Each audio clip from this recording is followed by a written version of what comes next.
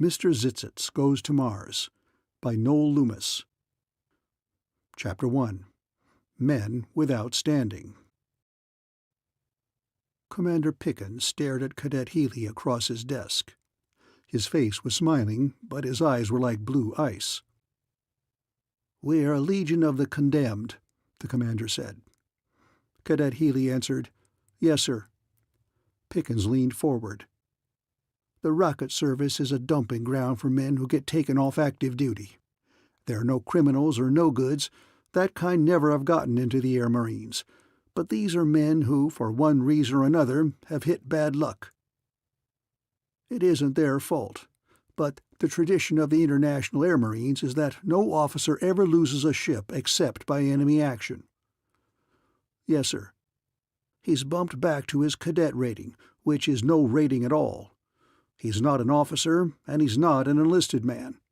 He can never win a commission again as long as he lives. Calling him a cadet is just a way of labeling him a failure. You know that, don't you?" "Yes, sir. They're miscarriages, like me." Pickens' blue eyes had lights in their depths now. He was a man of a little under average height, middle age, solidly built, smooth-faced, and half-bald. "We come out here to work it out. Secretly, every one of us hopes that he will break the iron-bound tradition. We don't generally admit it, and we know that nobody ever has broken it. We have our lives to lose in the rocket service and nothing to gain, not even our former ranks. So long as we live, we'll officially be branded cadets and we'll get cadet pay. The rules say that no man needs more than one chance. You see, don't you, Cadet Healy, that there is no use even hoping?" "Yes, sir." "That there's no use risking our lives trying to fly to the moon and back?" Pickens insisted. "Yes, sir." Commander Pickens leaned forward. Now his eyes were intense. "Then you understand this from the start. Cadet Healy, we're going to Mars." Healy opened his eyes and looked straight at Pickens for the first time. "You almost make me feel that we are going to Mars," he said slowly. "There are 200 of us out here who have that one idea." Healy was awed a little at the intensity of the commander. Things weren't turning out as Healy had expected when the gyro pickup had met him in Wamsutter and flown him across the desert northwest of Rawlins. He had thought vaguely that the rocket base would be a bunch of zombies, but now, as he looked at Commander Pickens, he was impressed with the feeling that they were very much alive, and more than that perhaps he himself was alive once more. Pickens had been telling him there wasn't a chance to break through the 200-year-old regulations of the Air Marines, but now, in spite of that, Healy began to wonder how the Marines could ignore the men who should make the first flight to Mars. "We make our own ranks out here," Pickens said. "They're unofficial, of course, but since you were in the top 10 of the class of 2117, I am promoting you to junior lieutenant." "Thank you, sir." "Now then," Pickens picked up a heavy file folder. "You are a Healy. For 5 straight generations, the Healys have furnished admirals in the International Air Marines, and you expected to be the 6th. He did not wait for an answer. "But you picked an unfortunate subject for your thesis, and so you were graduated as a cadet only." "Yes, sir."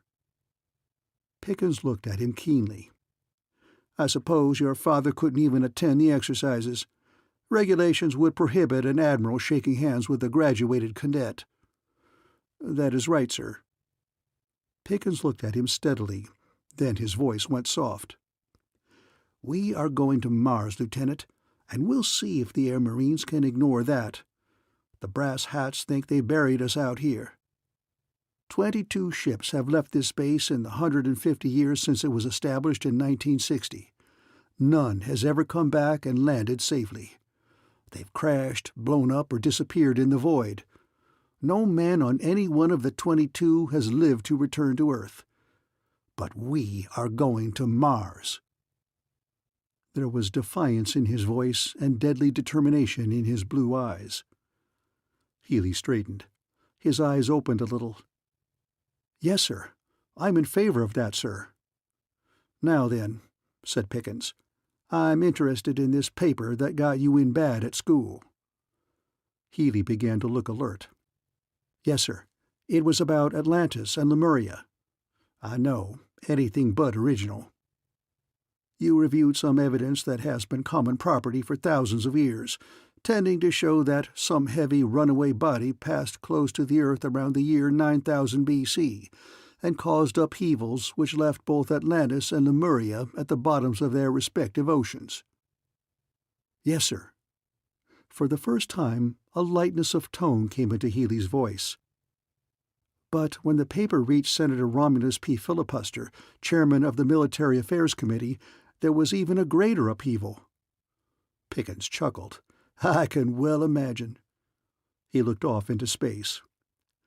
"Old Senator Stevens was quite a patron of research. He sponsored the government's submarine expedition to Atlantis, and I guess he put a good deal of his personal fortune into it. But along came a filibuster, young and ambitious. Stevens was known as a hard nut to crack, but filibuster picked the most likely weak spot and conducted an economy campaign. He ridiculed Stevens for spending money on a world of fantasy, and one night in a speech made the remark that there was not an Atlantis and never had been one, and anybody who doubted that could go look for themselves. He was probably just trying to be funny, but it caught on. Filibuster became known as the man who proved Atlantis was a myth, and he was elected. He probably wished sometimes he hadn't made that crack, but he couldn't back down because the party wouldn't let him. Then you came along and threw it in his face. The party leaders were indignant and demanded that Filibuster do something, so you were chosen for the sacrifice. Is that about it?" "It seems that way, sir," Healy said morosely. Pickens' face was grim when he uttered the next words. "A man should always be careful what he says, even in the heat of argument, because there always is a chance that somebody will believe him." He looked keenly at Healy. "The worst of it is, any of us may do the same thing as Filibuster when he least expects it." "Not I, sir," said Healy earnestly. "I've learned my lesson. I'll never make an idle remark that might hurt somebody else." "Well, let's hope so. By the way, your paper offered considerable proof that the Lemurians, so-called, possessed the secret of counteracting gravity." "Yes, sir." Pickens eyed him. "If we had that secret here, Lieutenant, what a time-saver it would be." Healy's eyes began to glow. "You're right, sir.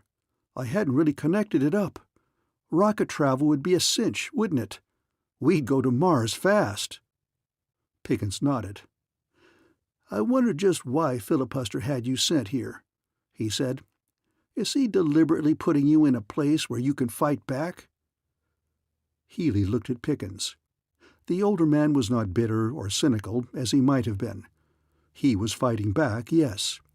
He was a rebel with bared teeth. But he wasn't fighting Filibuster or even the big brass in the Air Marines. His fight was with the hidebound customs of the Marines. Healy, too, began to see beyond any doubt that the only hope of beating down the 200-year-old tradition was to do something extraordinary, something constructive, and something which the whole world would talk about and would respect.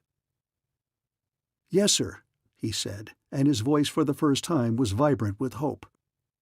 "Perhaps he is. When do we start for Mars, sir?" But there followed 3 years of hard work before they could get started. Commander Pickens knew his business. He was thorough, and he was a driver and a leader. Young Lieutenant Healy found that out very soon. And he also discovered that every man on the base was fighting for the right to go up with Pickens and the ship. The World Council allotted them plenty of money in the interest of research.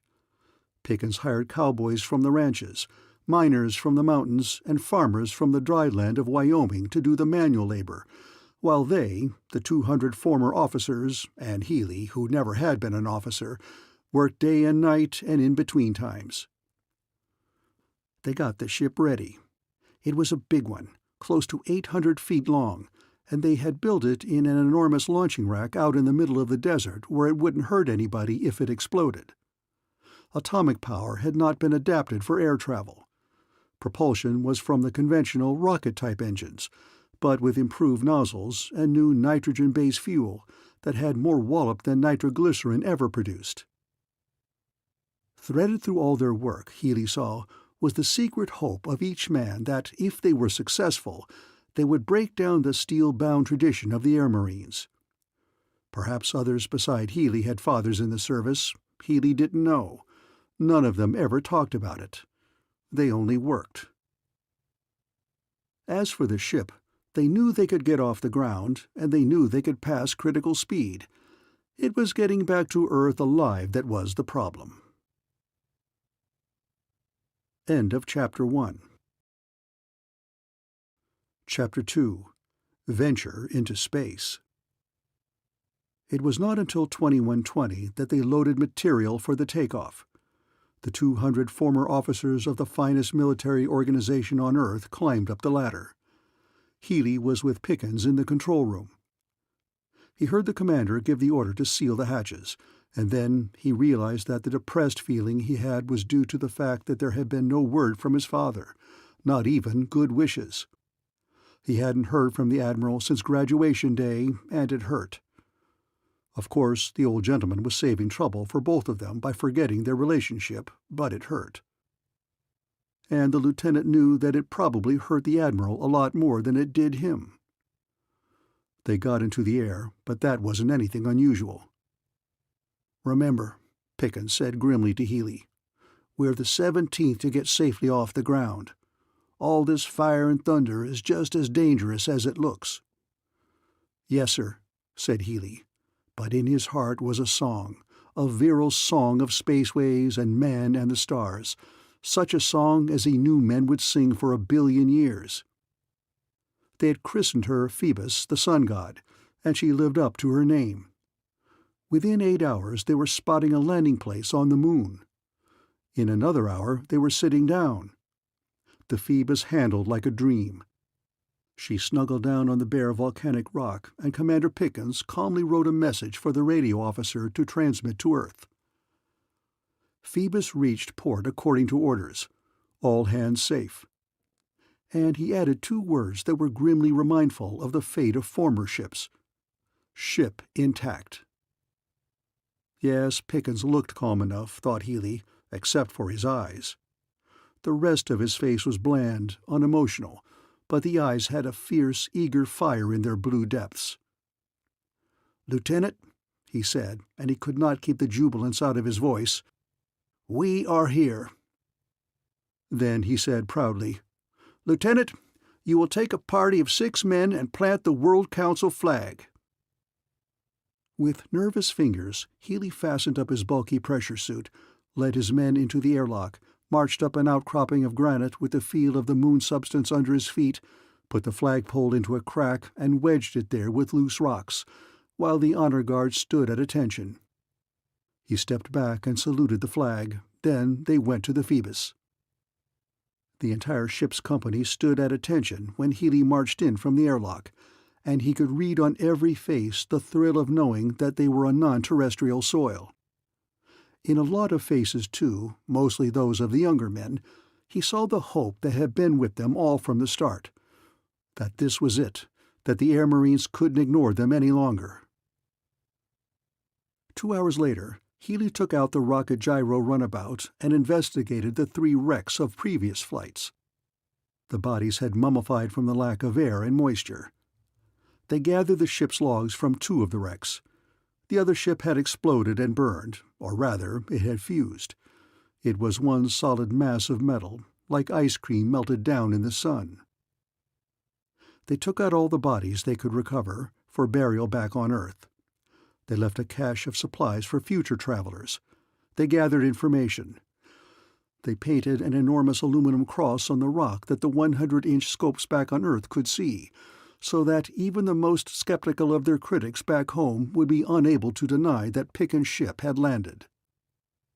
At the very last, Healy painted a small face making a long nose. "That," he said judiciously, "ought to give the scientists at the 400-inch bowl on Akanagwa something to think about." All the while, Commander Pickens sat inside the Phoebus with a grim look on his face and a faraway light in his blue eyes. They made ready to take off, and Healy said, "Sir, aren't you going to put foot on the moon?" Pickens turned to him with a look almost of fanaticism. "The moon is small stuff. I don't step out of this ship on another planet until we get to Mars." They took off. It was a little rough getting into the air. The Phoebus' stern dragged a little on the upthrust and opened a few seams against the ridge where the flag was planted, but the flag wasn't disturbed, and they welded up the cracks on the way back behind closed bulkheads. 8 hours after takeoff, they were settling down again over the Wyoming desert. Again they landed safely, and this time the whole world was there to meet them. The whole world, that is, except the International Air Marines. If there was an officer of the Marines present, he must have been masquerading as a sagebrush, but there were 300,000 insane civilians out on the desert, and almost that many reporters. And to reporters who hadn't had a real news story since the atomic bomb back in 1945, this was a video scanner's dream. Well, they had gone to the moon, and they had come back. They were summoned by the president. They got medals. Congress voted them the pay of their inactive statuses and raised everybody's rank. They got everything except what they most wanted. Apparently, the big brass in the Air Marines didn't watch the video reports. Lieutenant Healy and the rest of the 200 were disappointed and discouraged, all but Commander, now Captain, Pickens. "No," he said, "I didn't think a little trip to the moon would change anything. But wait till we come back from Mars." Healy looked thoughtfully at the captain. For the first time, he realized that Pickens, too, had his heart set on reinstatement. But Pickens was more practical than the rest of them. He had been a captain in the Air Marines. He knew how tough they were to crack. They went back to work. Captain Pickens paid no attention to anything but the Phoebus. The gleam would come in his blue eyes, and his jaws would clench, and he would say, "We are going to Mars," and everybody knew they were. They made several trips to the moon in the next 2 years, acquiring information and experience and dexterity in handling the Phoebus. They received an assignment of 500 sailor technicians through the Bureau of Meteorology to help build a bigger ship, and the keel was laid. But Captain Pickens couldn't wait for the bigger ship. In 2122 they took off for Mars. Pickens had called to Healy the night before. "You're a Marine in every sense of the word, Healy. I'm making you Lieutenant Commander. You will continue to be my adjutant." "Thank you, sir." "I've put it on the video so your father will see it," Pickens said, suddenly soft-voiced. "I know he'd like to know." Healy was startled. "Did you know him, sir?" Pickens' jaw clenched. "I skippered a cruiser under your dad. He's 1,000,000%. He fought for me all the way through, and he used to dream of the time when you would have a ship of your own, Commander." "Yes, sir," Healy whispered. It was hard to talk past the lump in his throat. It was a smooth trip, almost monotonous. 9 days later, they brought the Phoebus down on the red alkali of Mars. It was afternoon, and the sun was overhead, clear and distinct, but its light was pretty feeble. Healy was trembling with excitement, but trembling inwardly. He kept his face calm as he looked around him, and he knew that every man of the 200, even though they were hardened spacemen by now, felt just as he did. The officers on the bridge looked at Pickens. The captain took a deep breath and said to Healy, "Commander, the lock will not be opened until morning. The chemists and biologists and so on must have time for their tests. This isn't the moon, you know." He looked piercingly at Healy. Healy nodded. "No, sir, it isn't." That last line of Pickens expressed the feelings of all Healy knew, although nobody commented. The moon seemed like small-time stuff now. The moon was really a part of Earth, but Mars was a real planet in its own right, not a satellite of Earth. Now they were really interplanetary travelers, and it was a little frightening. There were issues of rum that night, a hangover from the old British Navy, and each officer on the captain's staff killed a pint of the best Scotch, and nobody slept. Everybody pretended to have too much to do. By daylight, every man who could get near a quartz porthole was trying to see outside, and the old man, they had assumed the prerogative of referring to Pickens behind his back with that respectful term of disrespect. The old man was staring at the ground-glass screen of his video. "Commander," he said to Healy, "what do you make of this?" Healy stared and frowned.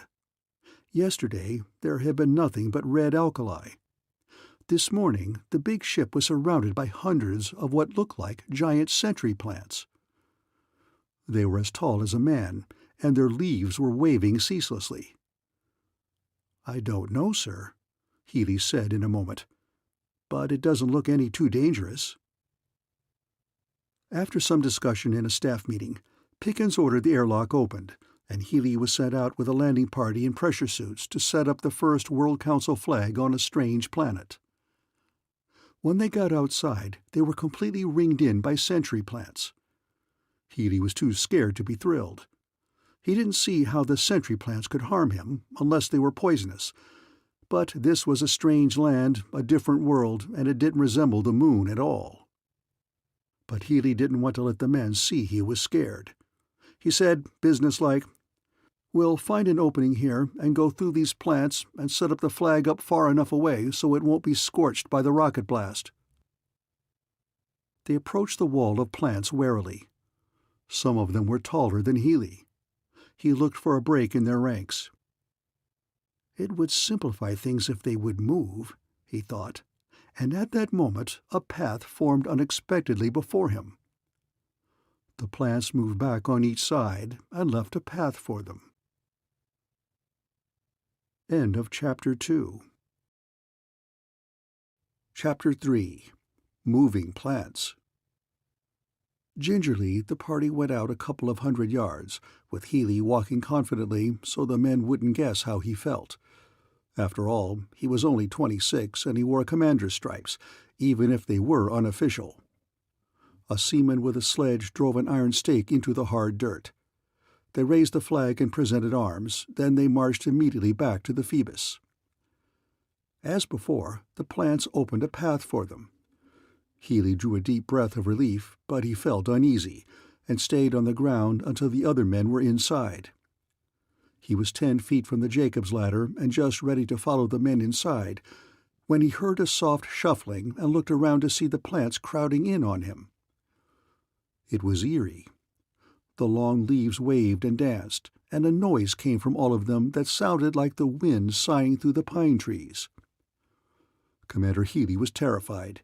He took a step backward, and one giant of a plant, 9 feet tall, slithered over the alkali and came to a stop in front of him, between him and the ladder.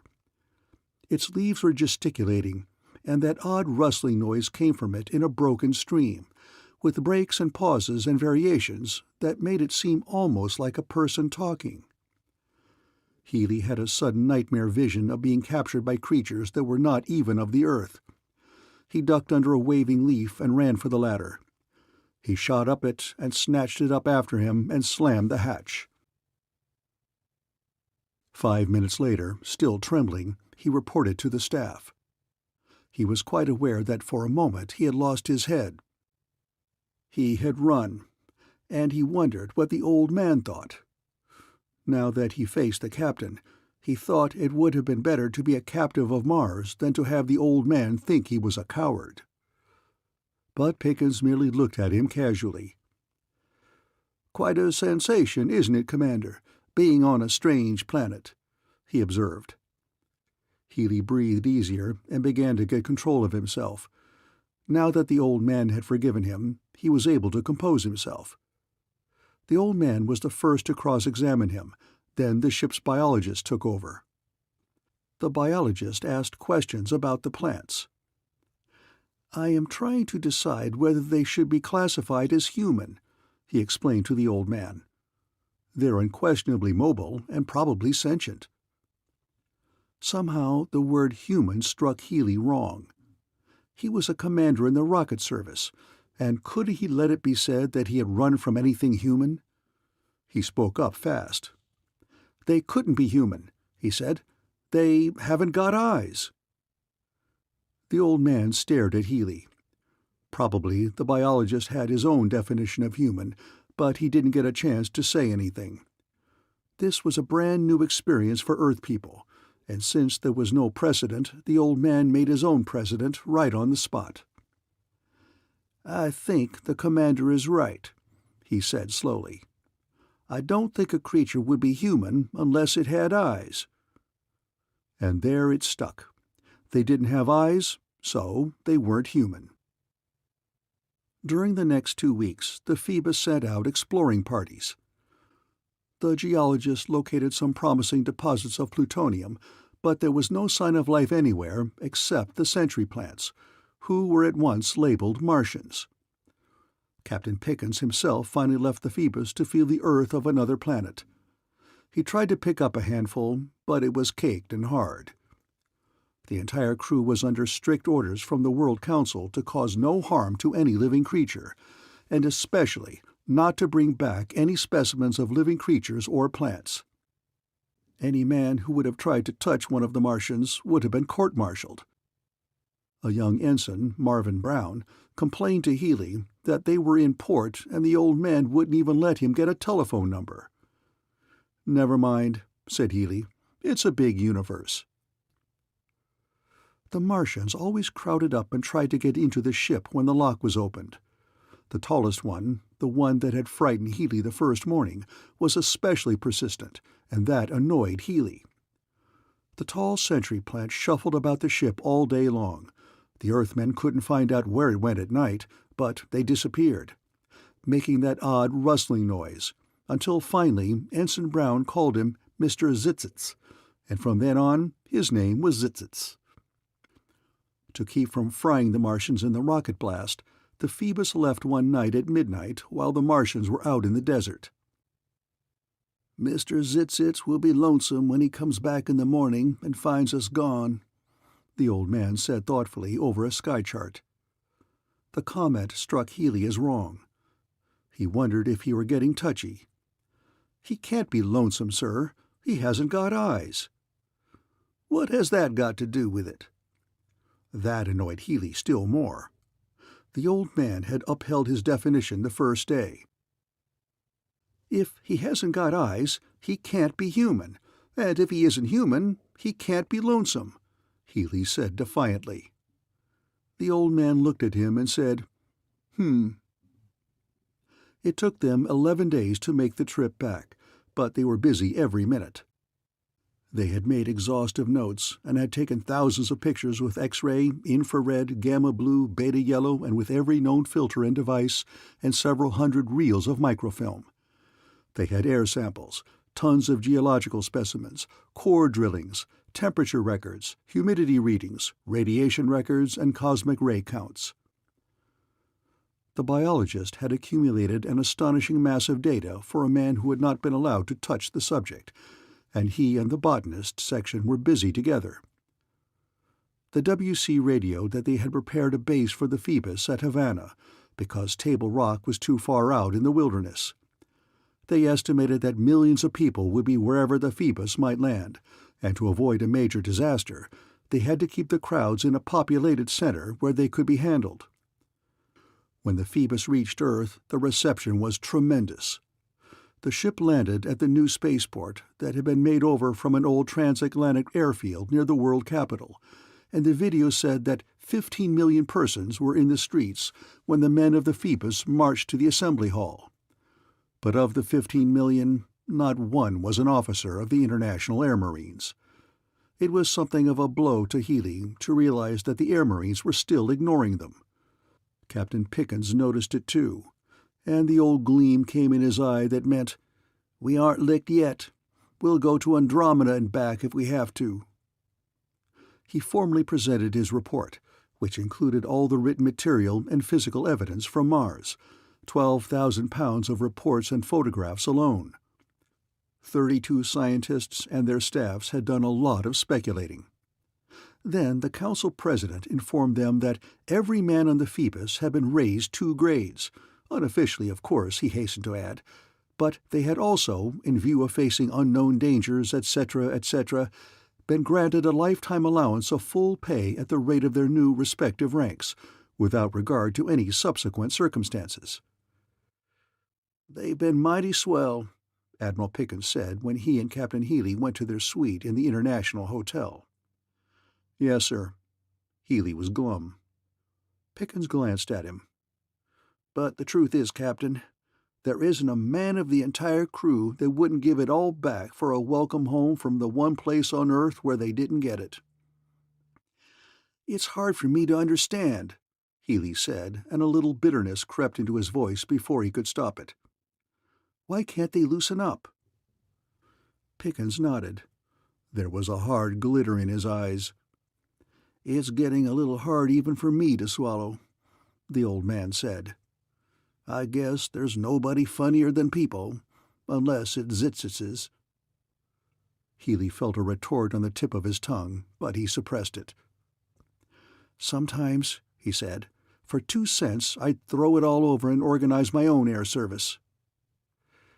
"You'd better raise your price," the old man said wisely, "because in spite of its stuffiness and its rigid discipline and its unbending traditions, I suppose one might in honesty say, possibly because of those things, the International Air Marines is still the most glorious and the most exclusive military organization ever on Earth. You should know. You would have been the 6th Admiral Healy." The old man studied him for a moment. "You're still hoping," he said. "So do we all. But it's getting slimmer every time we cross an orbit. I'm beginning to understand now what I should have seen long ago. The Air Marines won't risk giving approval for a flash in the pan. Maybe if we stick at it all our lives—" He didn't finish. The next night, Captain Healy was having a relaxing drink in the patio, minus his braid, because the pariahs of the Marines did not wear their stripes in public. A very large man came by and dropped into the seat across the table. "Well," he said between hicks, "wonder what the Air Marines think now that the poor cadets have swiped their glory. Pariahs of the spaceways. That's a good one. Pariahs of the spaceways make Air Marines look chic." Captain Healy rose to his feet and stood solidly in his blue-green uniform, minus stripes, minus decorations, minus everything but the solid gold buttons of the Air Marines. "Sir, you are drunk," he said. "You don't know what you're saying." The big man got to his feet, and he was a head taller than Healy and twice as broad. Astonishingly enough, he didn't wobble when he stood. "Look, mister." He put a massive forefinger on Healy's chest, and if Healy hadn't been braced, he would have been pushed over. "You've been handed a dirty deal by the Air Marines, and I for one am glad you showed 'em up. The dirty—" He did not finish. Healy stepped back, calculated the range and the resistance, and let the big man have one on the button. It was a very solid punch, so solid, in fact, that the big man relaxed at full length on the floor. "He insulted the Marines," Healy said ruefully when Pickens bailed him out that evening. "Can't they understand we're not sore at the Marines? We're trying to get back in the Marines." Pickens sighed. "People probably lack understanding more than anybody," he said. End of Chapter 3. Chapter 4. Mr. Zytztz Comes Aboard. A week later, the World Council organized an interplanetary bureau, and one of its subdivisions was the classification section.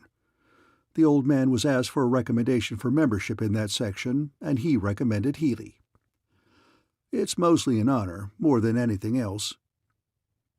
But at the first meeting, Healy was elected chairman, and then he suddenly discovered that the classification section had the task of determining whether non-terrestrial beings were anthropomorphic, or in other words, human. They had Healy on the spot. He couldn't back down, so he suggested that no being should be called human unless it had eyes, and that rule passed unanimously. Next day he read that the ethics section, to forestall trouble, had passed a rule that no non-terrestrial creature of any sort might be made the subject of a post-mortem examination for the next 50 years. Apparently, the entire population of the Earth was extremely conscious of the danger of offending unknown creatures, and pressure was brought everywhere to provide a setup of laws that would absolutely preclude injury or offense to the Martians or any other inhabitant of a non-terrestrial planet. Senator Filibuster announced that he had received 4 tons of telegrams on the subject, which, after being duly counted, were carefully burned. "I shall support protection for all non-Earth creatures," he announced, "at least until we learn more of their background."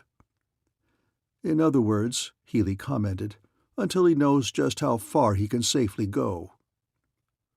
The World Council then commissioned the Phoebus to bring back 3 Martians on the next trip, provided they were entirely willing to come. The sentry plants were waiting for them the morning after the Phoebus landed.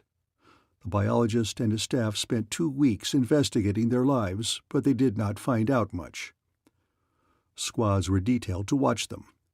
They followed the Martians at night when the sentry plants went off into the desert, but the plants didn't go anywhere in particular. They went out into the desert and curled up like honest-to-goodness sentry plants into little balls as protection against the cold, apparently. But apparently they did not sleep. The squads could not get any closer to them than they could during the day, without the plant's leaves starting to wave and that peculiar rustling noise arising from somewhere in them. At the end of the 2 weeks, he concluded they were harmless, and that was about all. No Earthman ever saw a Martian eat or sleep or open its eyes. Finally, the biologist and the botanist got together and decided to surround them with everything the Phoebus had to offer in the way of artificial food, which was considerable. They even had artificial puffed wheat for breakfast. Then the old man said to Healy, "Get us 3 of them." Healy went outside in his pressure suit. It was just before sundown, and Mr. Zytztz and his fellows were all there in their eternal ranks about the ship, as if they were waiting for something. Healy thought, almost as if they had been waiting for a long time, as if they knew they would get what they were waiting for by the power of sheer patience, patience that might stretch into thousands of years. Captain Healy stood there in front of Mr. Zytztz for a moment, and Mr. Zytztz began to move and to whisper, almost as if he knew they wanted him and he was eager to go. Healy started up the Jacob's ladder. Mr. Zytztz, as always, plodded toward the ladder. But this time Healy waited when he reached the outer part of the airlock. Mr. Zytztz's 9 feet of waving leaves reached the ladder. Mr. Zytztz did not hesitate. He started up, and Healy could have sworn there was eagerness in the way the leaves wrapped their ends around the rungs of the ladder. By that time the whole desert full of Zytztzes was weaving toward the ladder. Healy was a little scared, but this time he knew what he was going to do. He let 2 more of them get on the ladder, and then he signaled for a quick pull-away. He had been a little worried that the Zytztzes would get frightened and perhaps drop off, but if they weren't at ease, he couldn't tell it.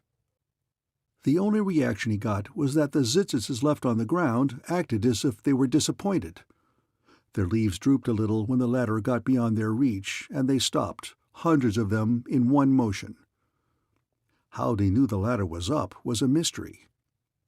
When the 3 were in, Healy ordered the airlock sealed and escorted the Martians to their special room. Mr. Zytztz's leaves were moving everywhere, softly touching strange articles and strange materials, or Healy supposed they were strange to him, because, after all, Mr. Zytztz had lived on Mars all his life, and they didn't have anything like steel or brass or polished mahogany on Mars. They had nothing there but alkali and rocks and plutonium and Zytztzes. Healy left them to be on the bridge at the takeoff. The Phoebus was in the air as soon as the other Zytztzes went back to the desert, and then the old man turned to Healy. "Captain, bring in Mr. Zytztz." "Yes, sir." Healy drew a deep breath and went to the special room. He opened the door gingerly. They had a big box of Mars desert in one half of the room, but the three Zytztzes were huddled together in the porthole, watching the stars, and they were intent about it, Healy thought, as no plant would ever be. Healy didn't exactly know how to get Mr. Zytztz to the Admiral without taking the other two, but as he opened the door, he expected to say something calculated to be funny, like, "All right, you eggplants, get rolling." But Mr. Zytztz turned toward him. That is, Mr. Zytztz revolved in a half-circle, and Healy had the queerest feeling that Mr. Zytztz was watching him. Healy looked hard, but evidently there were no eyes. "Sir," said Healy, "the Admiral wishes to see you. Only you," he said. Of course, Healy did not expect them to understand. He just didn't know what else to do, and maybe if he went through the words, his motions or something would give the general idea. Well, they understood. So well that it scared Healy half to death. Mr. Zytztz started to shuffle toward him. The other two did not move. Healy wiped the sweat from his forehead and turned and led the way down the corridor to the bridge. Mr. Zytztz followed, bending and weaving considerably to keep his leaves from scraping against the ceiling. He stood patiently in the center of the room and faced the Admiral. That gave Healy a start. How did Mr. Zytztz know which was the ranking officer? Nobody had said a word. How did he know that there was anybody in the room? How did he even know this was the room? Maybe it was an accident. Presently, everybody was walking around him, looking him over and talking about him in a way that would have been very impolite if he had been human. But Mr. Zytztz stood very calm and patient on his stalk and did not even resist when the botanist felt of his leaves.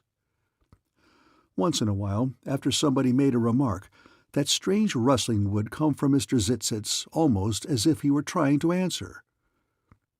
Well, they got back to Earth in 14 days. They delivered the three Zytztzes to the World Council, which, during their absence, had been renamed the Interworld Council, and already the videocasters called it the IWC.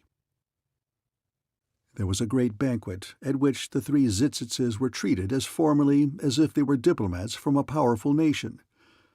They were at the banquet table, but they stood, they didn't sit. They listened to the speeches, or at least they were quiet during the talking, even when old Senator Filibuster rolled sonorous phrases like, "The dawn of a new era in interplanetary goodwill," off his tongue for 2 hours and a half in his official capacity of U.S. Delegate at Large to the IWC. But after the senator sat down and everybody was thinking, "Thank goodness," Mr. Zytztz's top leaves dipped toward the floor and he made those rustling noises. The Zytztzes were exhibited in New York, London, Moscow, Sydney, San Francisco. But after 3 months they didn't look very good. They seemed to be wilting a little. Their leaves didn't look as fresh and green as they had, and they drooped more and more as they went along. Captain Healy was in charge of them, and he saw that they were surrounded with every condition they had known on Mars, even to a vacuum chamber with air of exactly the same proportions as that on Mars, and at the same pressure and humidity and with the same variations of temperature, but it didn't help. The only thing he could figure was that they were lonesome, so he persuaded the IWC that they should be taken back to Mars. On that trip they were allowed the freedom of the ship, and it did not take long to discover that they were born space travelers. Mr. Zytztz stayed on the bridge with Healy a good deal, and when Lieutenant Brown, the navigator, was off duty, Mr. Zytztz would study the stars for hours, and presently his leaf ends would delicately touch the controls as if he were suggesting a change in course. "And confound it all," Healy told the old man, "he's always right when Brown checks on us." Ether travel in those days was very much dependent on navigation, for machinery had not yet been developed to allow for all the forces exerted by the various gravitational pulls, the solar drift, centrifugal inertia, strange magnetic currents, velocity, trajectory, planetary orbits, and the still unexplained ether drift. Or rather, the machinery could be made, all right, but one ship couldn't carry it. Whether Mr. Zytztz could see or not, he knew how to reach Mars, even though by that time the red planet was much farther away and it took over a month to get there. Mr. Zytztz would hover over the video screen for hours, and then he would go to one of the portholes and stand for hours more, facing the constellation Vela at about 50 degrees minus declination. Sometimes he varied this by standing at the sky chart and flipping its heavy linen pages with the tips of his leaves. Captain Healy let him strictly alone, at first watching him, but presently not bothering to do that. Mr. Zytztz learned what a pencil was for, and he would find a scratch pad and make notes or calculations, consisting mostly of various arrangements of dots and straight lines. Apparently this was for his amusement only, for he would always crumple the sheets and toss them into the wastebasket. And whether he could see or not, he had an excellent sense of perception, for he never missed the basket. Captain Healy envied his accuracy. But Healy discovered one thing: the Zytztzes were not artisans. One day Mr. Zytztz was using a mechanical pencil and it ran out of lead, and he worked at it for an hour without discovering what was wrong or even how to take it apart. He just stood there turning it over with the tips of his leaves and examining it aimlessly, touching it here and there or pulling on it gently, but obviously as helpless as a baby. He finally gave it to Healy to fix, and the captain decided Mr. Z wouldn't be much good on an atomic toaster. It was when Healy gave the pencil back to him with a new lead that he discovered Mr. Zytztz could talk. A rustling came from somewhere within his leaves, and it said, "Thank you," very clearly. Healy had become so used to him that he said, "You're welcome," before he realized what had happened, and then stared at the plant with his eyes wide open and blurted out, "You can talk." Mr. Zytztz's leaves nodded, rather complacently, Healy thought, and the rustling came again, and Healy distinguished more words. They sounded like, "I'm glad you understand. Our enunciation isn't very good, but I will try to do better." Healy's mouth was open. Yes, Mr. Zytztz could talk. His words were accompanied by that rustling that made the sounds fuzzy and not too distinct, but by listening carefully, as one would when hearing a foreigner speak an unfamiliar language, one could understand. Healy was quite unable to see where the sound originated, but the thing that dumbfounded him was that, without coaching or teaching, Mr. Zytztz had learned to speak the so-called English language with grammatical perfection in a few months, and not just stock phrases either, like, "Give me a ham on rye," or "How about a shot in the arm, buddy, to sweep the cobwebs out of my brain," but abstract concepts. "My enunciation isn't very good," Mr. Zytztz had said. End of Chapter 4. Chapter 5. For the Sake of Harmony. Healy took a walk.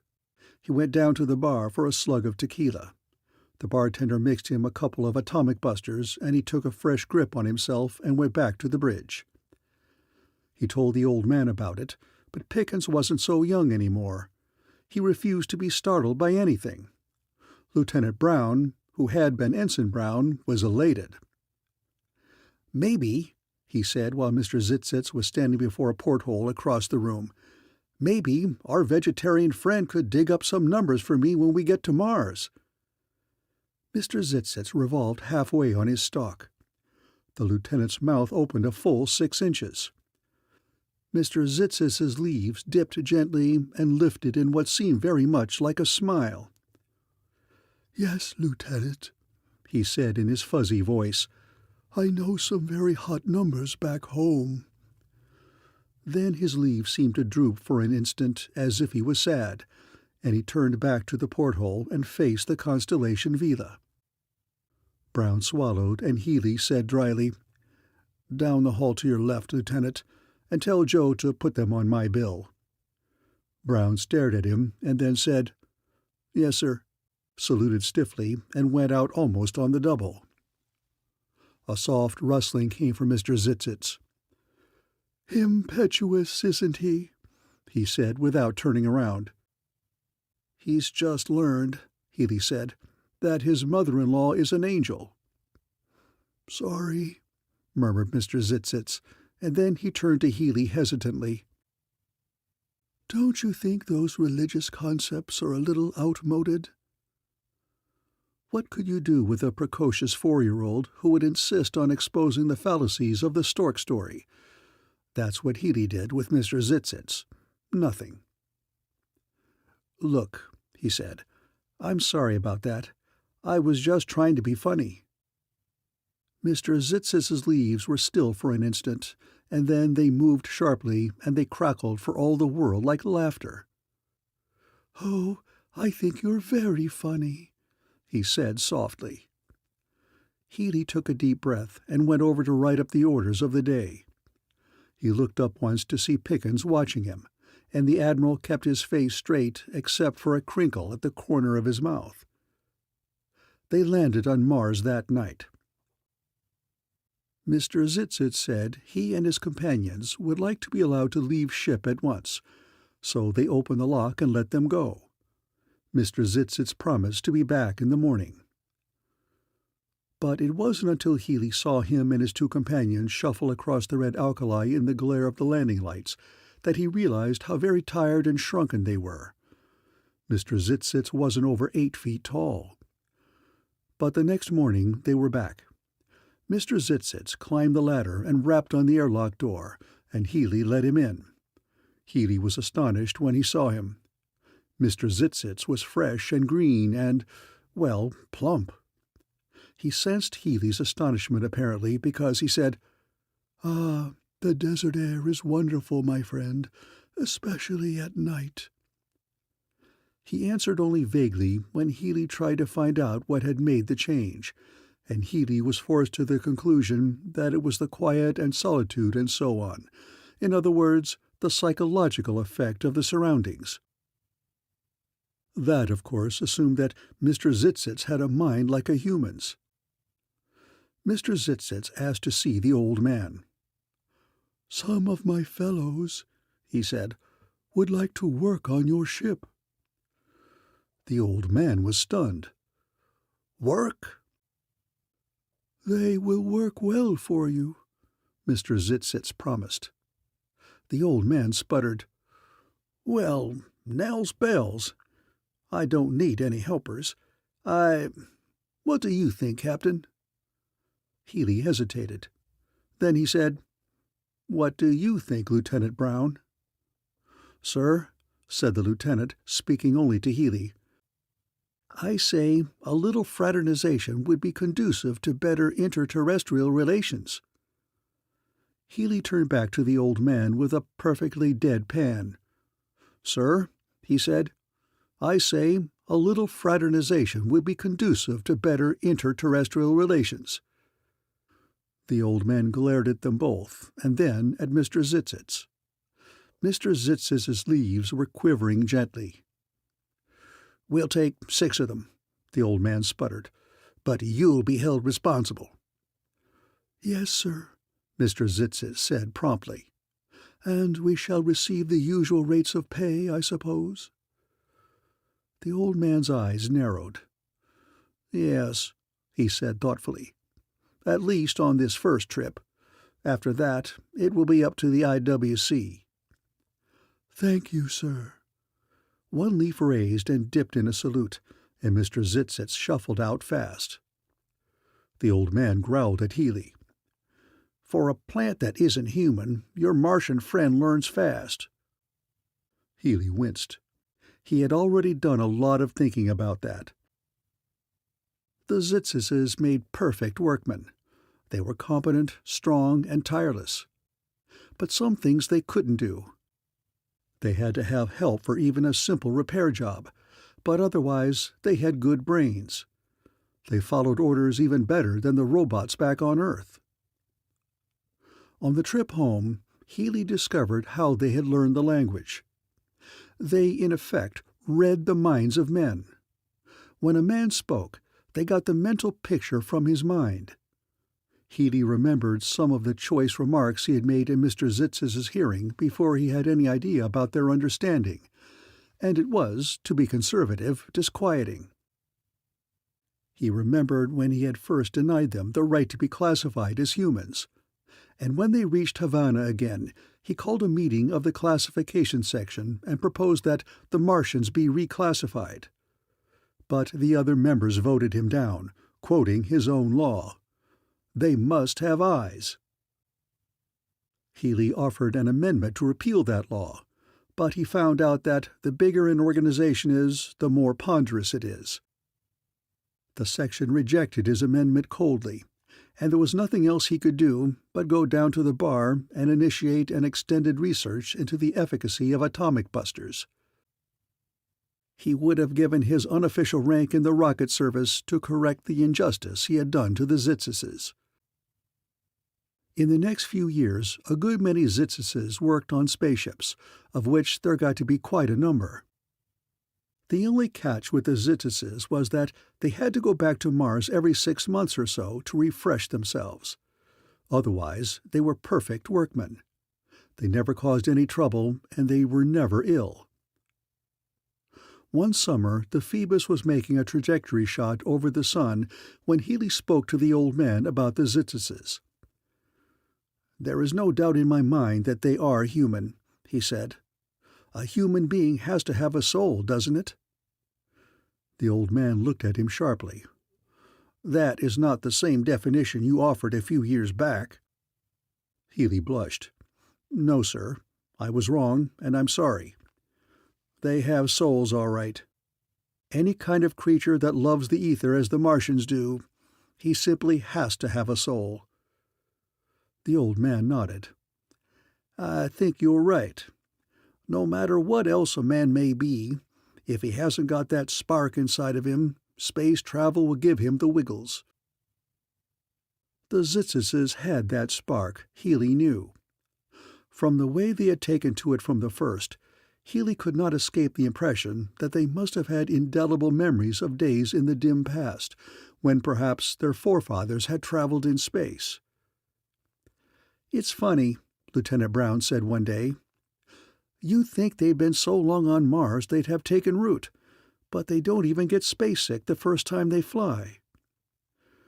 "There are a lot of things about them that I don't understand," Healy said.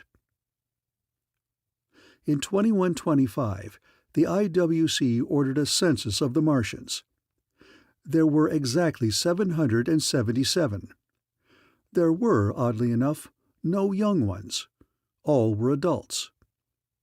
In another 5 years, every single Zytztz had a rating of seaman, first class. Only one had advanced beyond that, because space travel very quickly had developed the most rigid caste system of all history. It was an anomaly, being, as it was, developed within the ranks of men who themselves were discriminated against by the Air Marines. Or perhaps it was because of that. At any rate, space sailors and space officers were exclusive far past anything the Air Marines could offer. Perhaps it was because of the glamour lent by the proximity of sudden death, but no Earthman would take orders from a non-human. The one who had gone beyond seaman was Mr. Zytztz, who had been made a chief boatswain's mate, and that promotion had precipitated a riot and near mutiny on the crack passenger run to Luna. By intercession of Admiral Pickens, Mr. Zytztz was not demoted, but his authority was rigidly limited to Martians. No one had any complaint whatever against Mr. Zytztz, except that he was a sentry plant, and presently there was an IWC rule passed that no Earthman could be put under the supervision of anybody but an Earthman. That made it official. But the Zytztzes took it and minded their own business and did their work. Mr. Zytztz asked Healy what to do with his pay. The captain suggested he open a savings account in the Interplanetary National Bank. The next time Healy dropped into the bank, the cashier astonished him with the information that every one of the 777 Zytztzes had ordered their pay deposited in Mr. Zytztz's account. In the year 2130, the regular census was taken, and it showed 777 Martians. No young ones, all adults, no deaths, no births. Healy could have asked Mr. Zytztz about that, but somehow he never quite had the nerve. That was odd, too, because Healy gave Mr. Zytztz duties that kept him on the bridge most of the time, and Healy asked him practically everything, and always got an answer. There were no evasions. But there were a few personal subjects on which the captain would think of talking to him, and he would turn to him to speak, and something would stop him. Somehow or other, Mr. Zytztz emanated quiet reserve that no sensitive man would try to penetrate under ordinary circumstances. Then Pickens retired. He wasn't an old man, and he had had a complete Osterhaus rejuvenation and was good for 60 years more, but he was a defeated man. A dogged look was in his eyes when he told Healy, "I thought we'd be recognized by the Air Marines when we went to Mars, but it's no go. I'm giving up. I guess there's nobody more hard-headed than people." Healy and the rest of the pariahs had given up too by now, but no one but Admiral Pickens would admit it. They just didn't think much about it anymore. End of Chapter 5. Chapter 6. Wall of Prejudice. Finally, Healy was promoted to Rear Admiral and put in charge of the expedition to Jupiter. They built a newer and bigger ship, and Senator Filibuster's niece, Clarissa, christened it the Twinkling Star with a bottle of champagne that made Commander Brown, Healy's adjutant now, lick his lips. They made a couple of shakedown cruises to Luna and then provisioned for the trip to Jupiter. Healy asked Mr. Zytztz to act as his escort, or valet as they had said back in the 1900s, and they set off one night in a blast of green rocket flames that must have lighted up the entire island of Cuba. Everything went according to plan. Jupiter turned out to be a pretty solid planet with a terrific gravity that was going to strain the Twinkling Star's power plant to get away. But the methane gas and so on was in clouds hundreds of miles above the surface, and they landed nicely and planted the IWC flag in the name of God, the IWC, and Senator Filibuster. They did some exploring and located ores and lots of them, including sources for both americium and curium, numbers 95 and 96 in the periodic table, but there was no living creatures or growing things of any kind, and Healy was relieved that there would be no necessity of deciding whether anybody was human or unhuman. After 3 weeks, he called in the 2 scout boats and took off with considerable groaning of the power units. After they passed critical velocity, they eased up on the pounding of the engines and relaxed. Commander Brown and Mr. Zytztz and Admiral Healy were in the control room. "Well, Mr. Zytztz," Healy said, glad that the strain was over, "what are you going to do now?"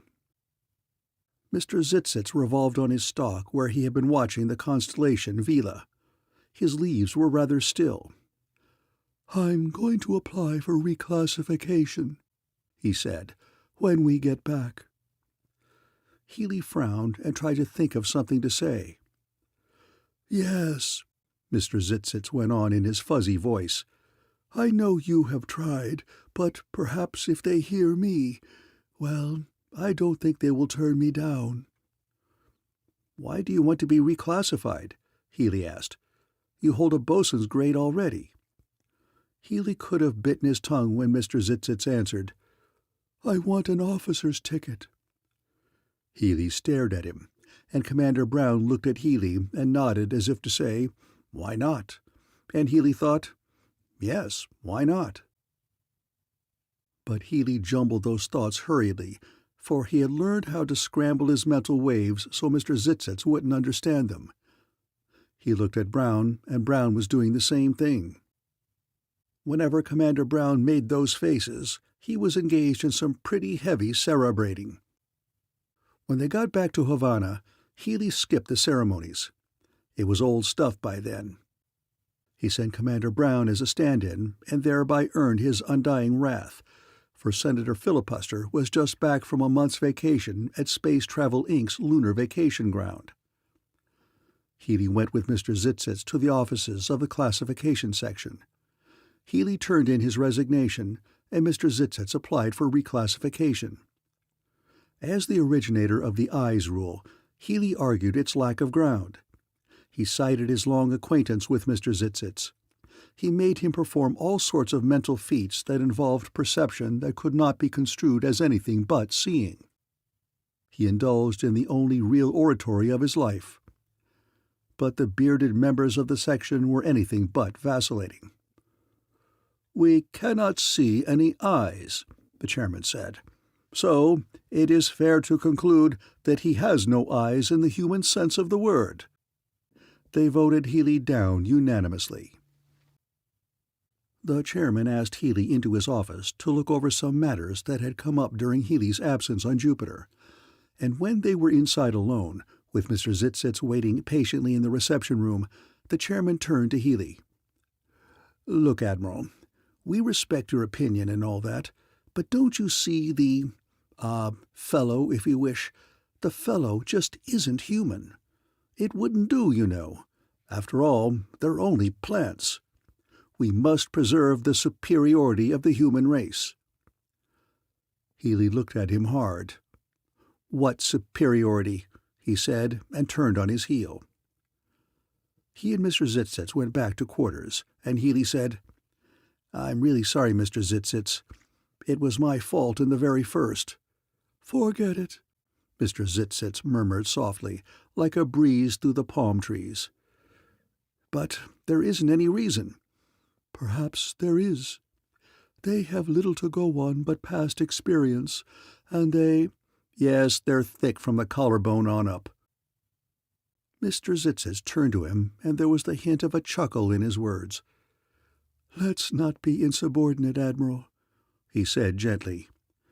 "There are a few of us who don't sometime make a mistake that inadvertently causes trouble for others. The human organism is so complex and so primitive, really. Things are done or said where the motivation is not what it seems. A tiny bit of anger or fear creeps in, perhaps fear of losing one's standing in the eyes of others, and the act is performed or the words are spoken without a great deal of logic." Healy stared at him.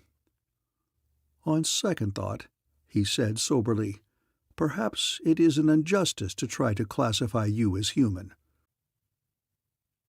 A year later, Admiral Healy, on an extension of his unofficial leave from the Space Marines, was reassigned to Space Travel Inc. to command their new and still bigger ship, the crack passenger and perishable goods liner Clarissa.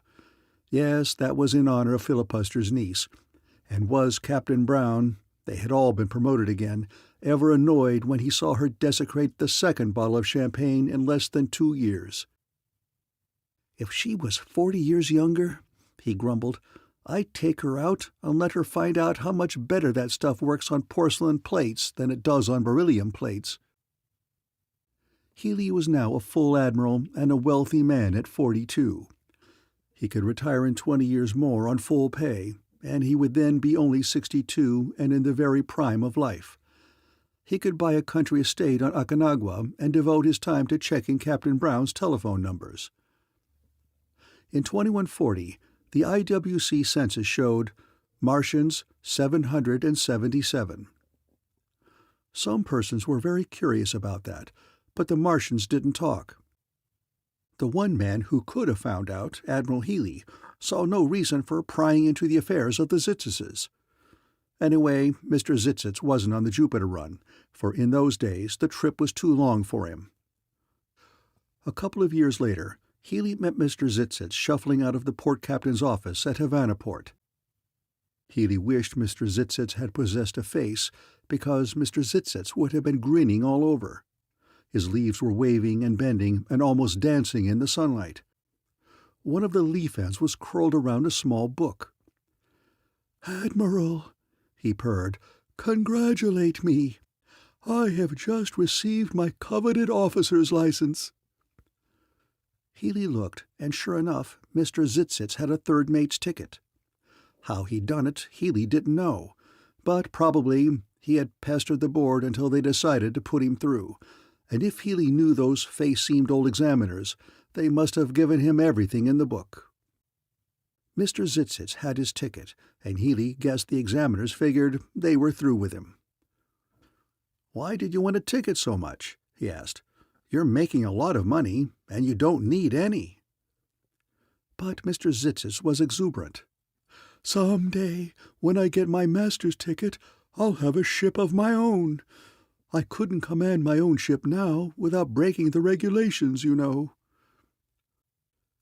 Healy was not surprised to see Mr. Zytztz down at the spaceport a few days later, shuffling along the corridors, watching the ships come in, hoping each time that here was the one where he would get a third mate's berth so he could start working up. But it was hopeless, and Healy knew it. Mr. Zytztz had been labeled not human, and nobody was going to hire him as a third mate. They didn't dare to. Their crews would have jumped ship. 3 months later, Healy dropped him off at Mars on the way to Jupiter. Mr. Zytztz was pretty wilted and limp-looking, but he said, "Thanks, Admiral. See you in Havana." On the way back to Earth, a shuttle boat met them out from Mars, and Mr. Zytztz came through the airlock. "I have just talked to Mr. Morgan, who represents Etherfleet Inc.," he said happily. "He has practically promised me a berth if I can get a master's certificate." Healy gasped. "A master's certificate?" "Yes," Mr. Zytztz purred proudly. "He said all their mates hold master's certificates, so I am going back to Havana." "He didn't actually promise you, though, did he?" "No, sir, but that was the implication." Healy thought that over for a while. Morgan had given Mr. Zytztz the brush-off with that phony story about all his mates holding master's certificates. But why had Mr. Zytztz read his mind and known that? One day, Healy asked him, "Don't you still read minds, Mr. Zytztz?" "Oh, no," Zytztz said pleasantly. "I quit that years ago, because it embarrassed so many persons when they later discovered I could do it." Healy sat in on the examination. That board of gray-haired men were grouped around Mr. Zytztz like hawks around a day-old chick. Healy took one look, and he knew Mr. Zytztz would not pass this time. They asked Mr. Zytztz about his ether time, and he produced a sheaf of discharge slips that would have made most captains envious. Then they began to throw questions at him, questions that came like red-hot rocket jets. They set him adrift in the asteroid belt. They fused his rear jets. They burned out his front jets. They choked up his instruments with ether dust. They put his chief engineer in bed with space vertigo. They threw out his navigation officer and gave him a black spot over the entire star system. They eclipsed the sun. They punctured his hull with meteorites. But Mr. Zytztz wasn't perturbed.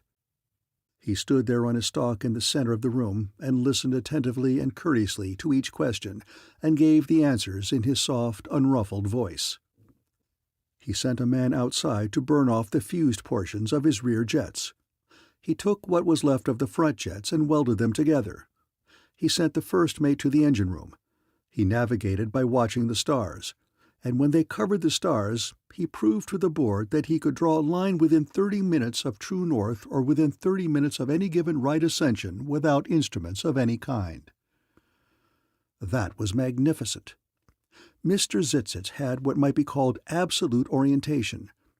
They even put him in a seamless room and revolved and rolled him, and each time his sense of direction performed more accurately than any Earth compass, because it was built inside of him, and it was right. He had them on all counts. The one thing they could have stuck him on, the actual details of repairing a piece of machinery, they didn't ask about. He got his ticket. He got it and set off for the administration building as fast as he could shuffle, the precious book clutched firmly in his leaf ends. No, he didn't get a ship. He offered to take a third mate's berth, but they said they didn't have anything open. He wound up working for passage to Mars. End of Chapter 6. Chapter 7. Filibusters Belong Outside. Several months later, Healy heard on the video that his father, Admiral Healy of the Stratosphere Fleet, had retired. It puzzled Healy, because his father was not an old man, and it wasn't like the Healys to retire so early. Healy saw Pickens on his next landing, and Pickens gave him the story. "Your father has tried for years to soften up the Air Marines so that you and all of the men who distinguished themselves in the rocket service could be restored to active status in the Marines, but they stalled him by saying that he, as an active officer, could not in good taste ask for anything of that sort. So he has retired, and he is devoting the rest of his life to bring about a revision of the regulations. It could be, Admiral, that he is very proud of you." Pickens said the last words very softly. "Yes." Healy was thoughtful. He'd like to see his father. He hadn't seen him since 2116. But if the old Admiral didn't have any better luck with the Air Marines Board on discipline than Healy had had with the classification section, it would be wasted time. Healy saw Mr. Zytztz many times in the next several years.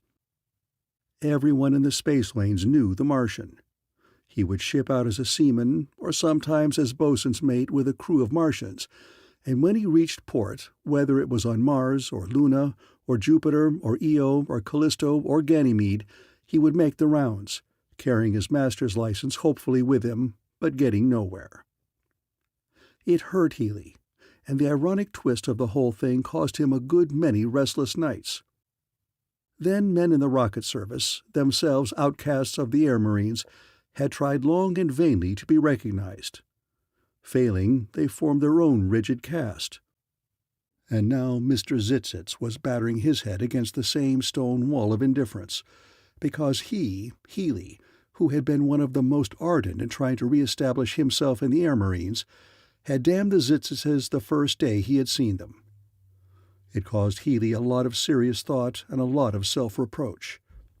As a matter of fact, he would have done anything within his power to make things right for Mr. Zytztz.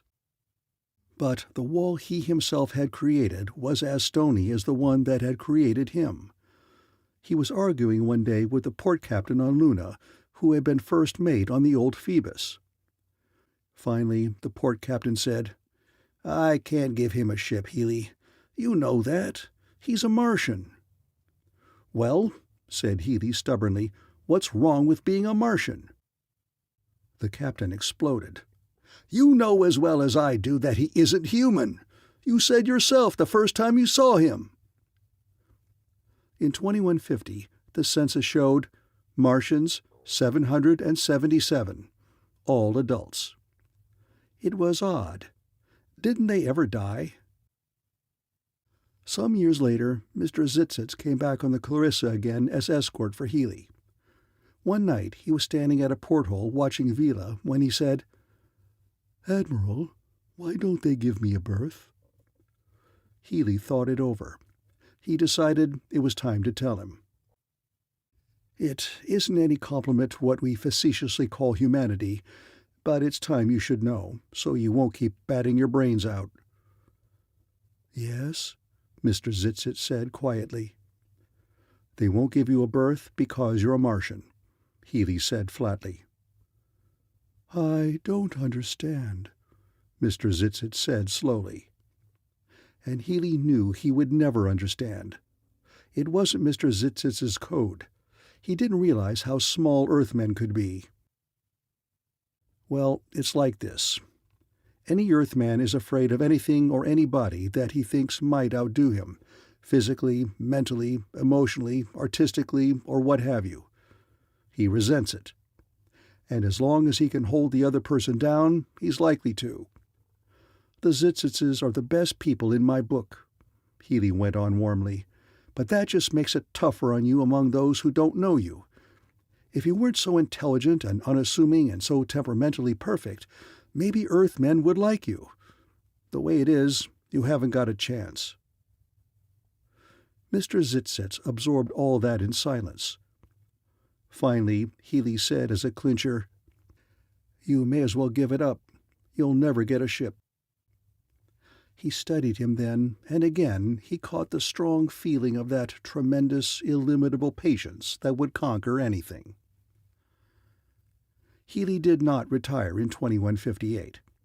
Atomic engines came out in a form adaptable to spaceships. Space Travel Inc. built a new ship called the Filibuster, and to Captain Brown's great disgust, the senator's niece splashed a third bottle of champagne on its magnificent burnished hull. They talked Healy into staying on. It wasn't the money that influenced him, but the fact that there was nothing else for him to do. He had seen Admiral Pickens from time to time, and there was no denying that Pickens was lonely. He had plenty of friends, yes, but he couldn't go down to the officers' club and swap stories with the Air Marines. So Healy stayed on. It was about this time that the Air Marines became the Space Marines. The new atomic engines required comparatively nothing in the way of fuel. Where previously 90% of a ship's load capacity had been used for fuel, now a few thousand pounds of plutonium or a few hundred pounds of americum from Jupiter could drive the filibuster almost as far as a catboat could sail under the breeze from the senator's speeches. Space Travel Inc. thoughtfully doubled Healy's pay, because by now he was an institution. He told Brown the act of being the first man to step on Martian soil had given him more eminence than he could have earned in 1,000 years. Sometimes after that, he would see Mr. Zytztz shuffling in or out of a port captain's office or round the administration building at Havana Port, carrying his worn master's ticket in a leaf tip. Sometimes he would look haggard and limp, but always he seemed to hope.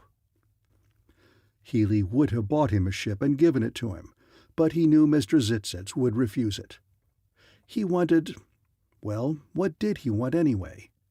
He wanted to be the master of his own ship, and he had to earn that himself.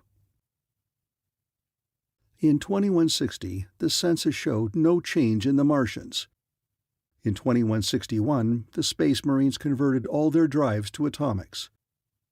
Even the old Phoebus, now an antiquated tub used mostly for patrols to the moon and back, was equipped with brand-new, late-type atomics that very nearly jerked her stanchions loose the first time they tried her out.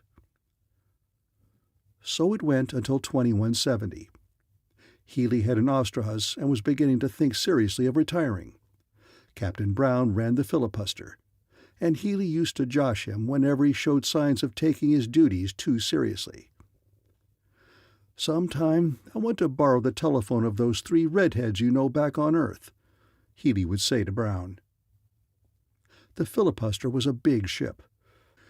They had a crew of nearly 2,000, and on their quarterly trip in the fall of 2170, shortly after the census turned up the customary dearth of births among the Martians, Healy had aboard some 50 Zytztzes as crew members. They made much faster trips with the atomic drive, and so the Zytztzes could stand the jaunt to Jupiter without any trouble.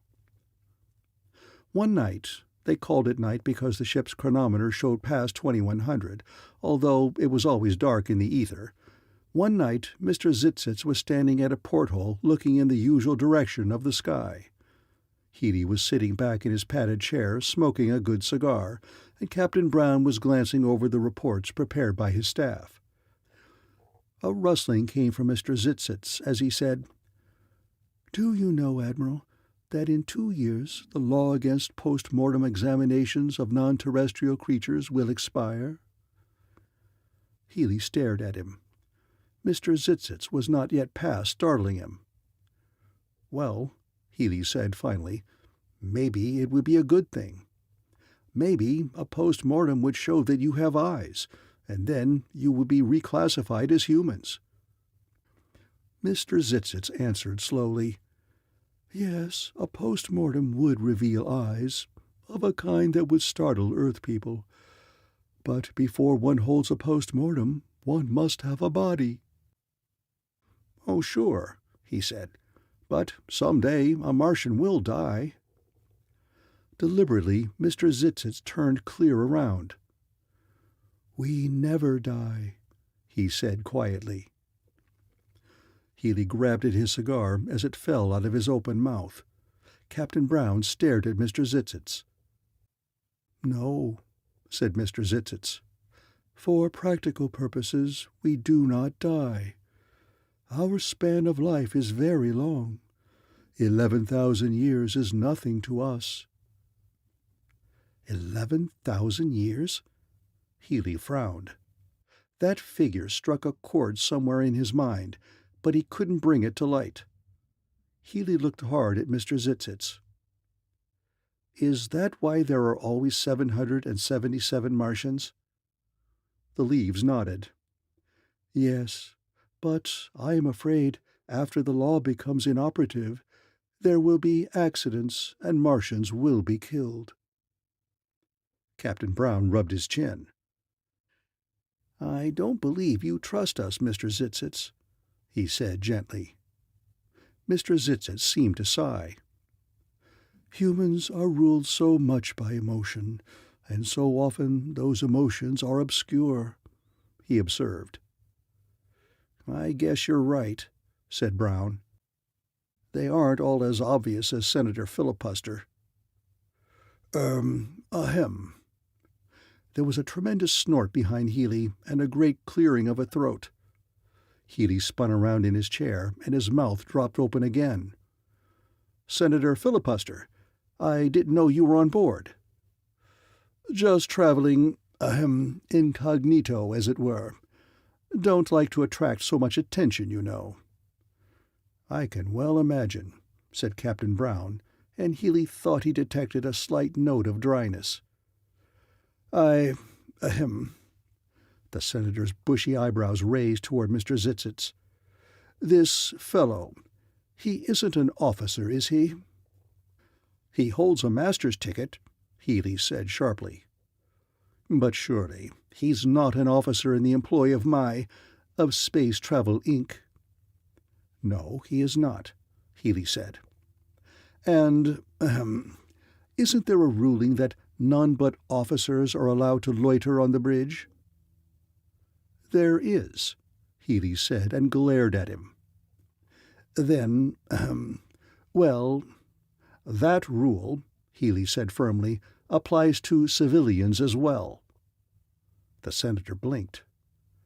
"You impertinent young whippersnapper! How old are you?"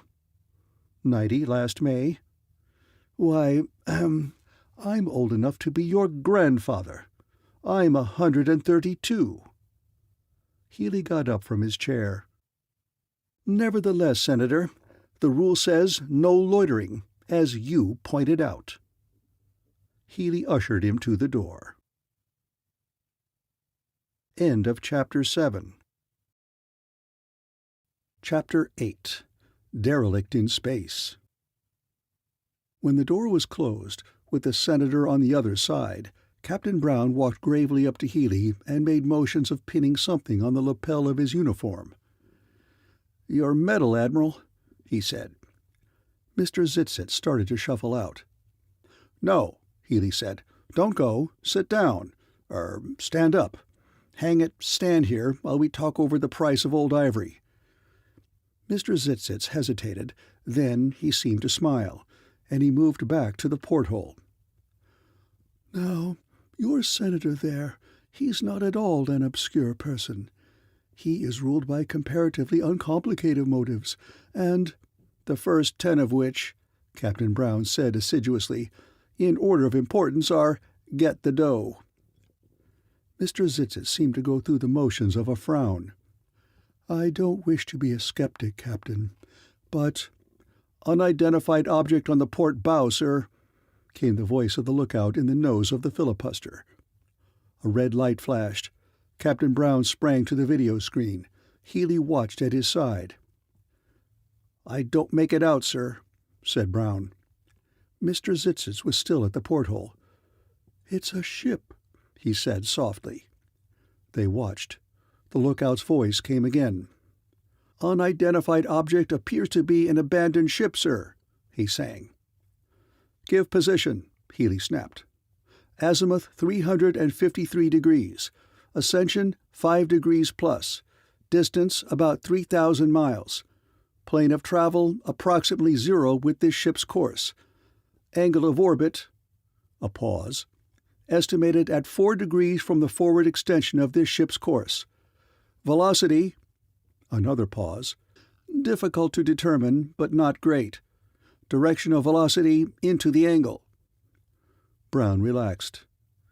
"We'll miss easily, unless the velocity turns out to be more than expected." "Watch it," Healy ordered the lookout. "Abandoned ship believed to be the IWC explorer Phoebus," sang the lookout. Healy's eyes popped wide open. He stared at Brown. "What's the dope here? What happened to the Phoebus?" Brown thumbed through the status reports. Mr. Zytztz had shuffled over toward them. "Here," said Brown, looking up. "Phoebus, condemned 2 days ago and set adrift with a cargo of high explosive. Latest report is that the ship was not destroyed but only damaged.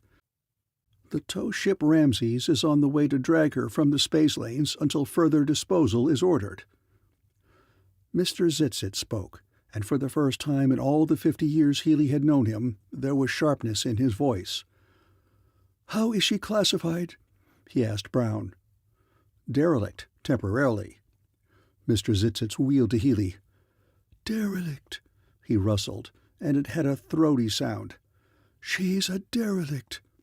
I claim her as salvage, with you two as witnesses." Mr. Zytztz was all business. "That is the law, isn't it?" Healy stared at him. "Well, yes."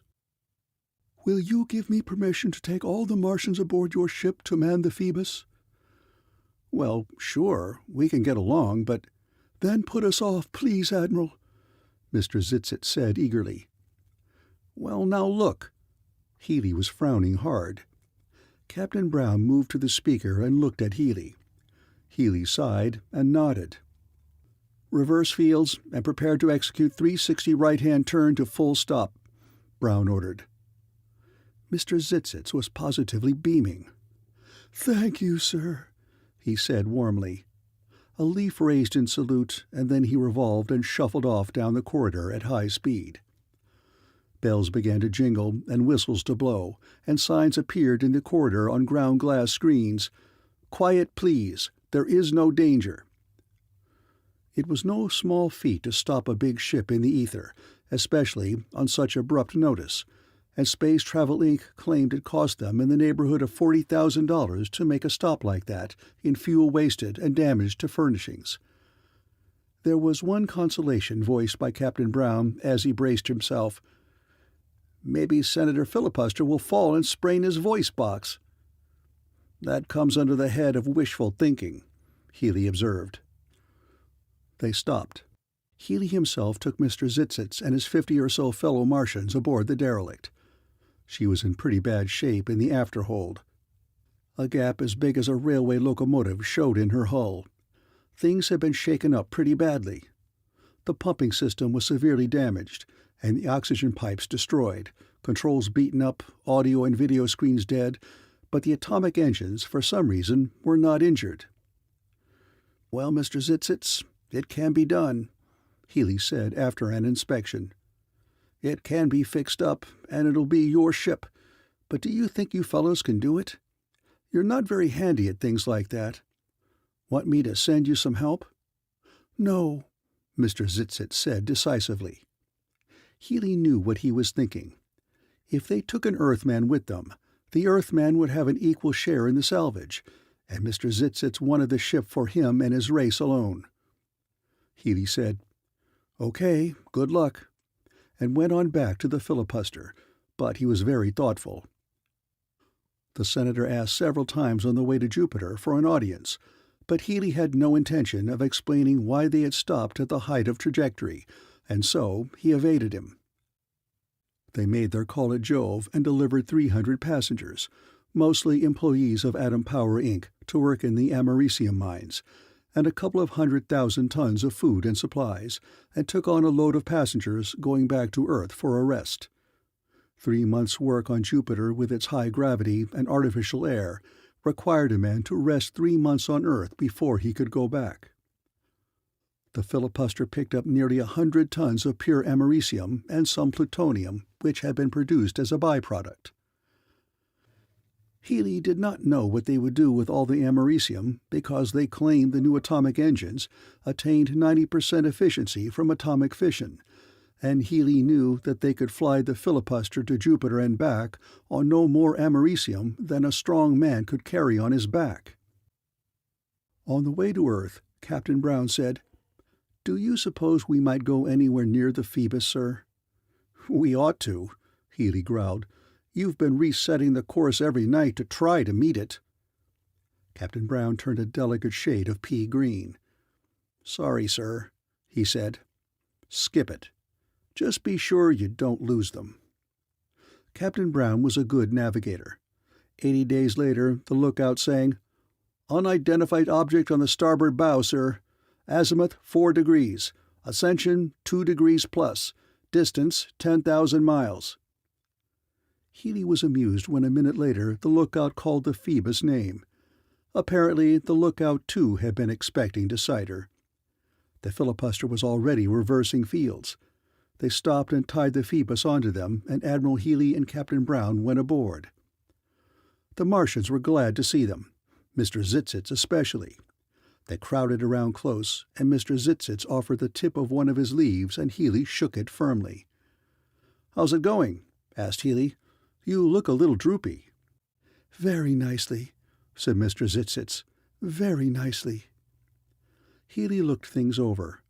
They had patched up the oxygen system. They had juice in the batteries. They had tried to weld some plates over the big hole in the afterhold, but they hadn't been able to make the patch stick, and so they had sealed the bulkhead doors and were using only the forward 2/3 of the ship. They had tried to repair the pumping system, but the main pump was jimmied up and needed some pretty careful lathe work. Healy could see they had been trying to cut some bushings for it, but they all looked like scrap. The lathes that had been left on the Phoebus were relics anyway. Healy looked at Mr. Zytztz again. "You're withered as the devil," he said. "Why don't you give this up and go back to Mars? You'll cave in if you don't." Mr. Zytztz faced Healy for a moment. Then he seemed to come to a decision. He led them into the control room, and they sat down while he paced the floor, shuffling back and forth on his stalk. "You two men," he said presently, looking at Healy and Brown, "have always been friendly to us, and you two have done more to help us than all the others put together. So I suppose I may as well be frank with you. You think we're crazy for wanting a ship so much." He paused, then a sound like a sigh came from him. "Well, I'll let you decide for yourself. We've never told the whole story, because Earth people are, well," he searched for a delicate word, "unpredictable." Healy nodded grimly. Mr. Zytztz shuffled over to a porthole and looked out toward the constellation Vela. Then he turned toward Healy and Brown, but one of his long leaves pointed through the porthole. "We came from there 11,000 years ago," he said. Healy was not surprised. He had expected some such thing. "That is, you mean your forefathers?" "No," said Mr. Zytztz, his leaves rustling. "I mean we, the 777 of us who are still alive." Healy blinked. "That's right," Healy said. "You told me before that you live a long time. But you wouldn't if you were kept away from Mars all the time." Zytztz answered, "I don't know. I only know that so much contact with humans wearies us with its, forgive me, with its pettiness and selfishness. We can't endure it without a pause." "You've been alone here on the Phoebus." Mr. Zytztz looked embarrassed. I hesitate to say this, but humans leave their mark on everything they associate with. A small amount of their dominant emotions is absorbed even by metal and so on. Then, when you get to Mars, you don't do anything mysterious at all, said Healy. You just go out into the desert and rest. Wonderful relaxation, said Mr. Zytztz. That's all we did for 11,000 years on Mars. And you don't have to eat? Practically speaking, no. We can get along very nicely for 100 years or so of active life, just absorbing what energy we need from the sunlight and the air. Of course, the way we were living on Mars before the Phoebus came, we could live forever. What planet did you come from? Healy asked, looking through the porthole. The 14th planet of what you know as the star Gamma Velorum. It's a great deal like your Earth, physically speaking. Why in heck did you leave? Asked Brown. To hunt up some new telephone numbers? Mr. Zytz's leaves rustled softly, as if he was smiling. Not exactly. Our scientific council heard rumors from the Exploration Committee of a planet in the system of Pi Centaurus that Earth people were developing a highly organized social and political system, with a complex arrangement of strata in regard to persons themselves. You mean class distinction? Healy said dryly. Yes, that's about it. Well, you see, on our planet, we never had been inclined to differences in position. We are not a highly organized people. In fact, there never has been any need for organization at all.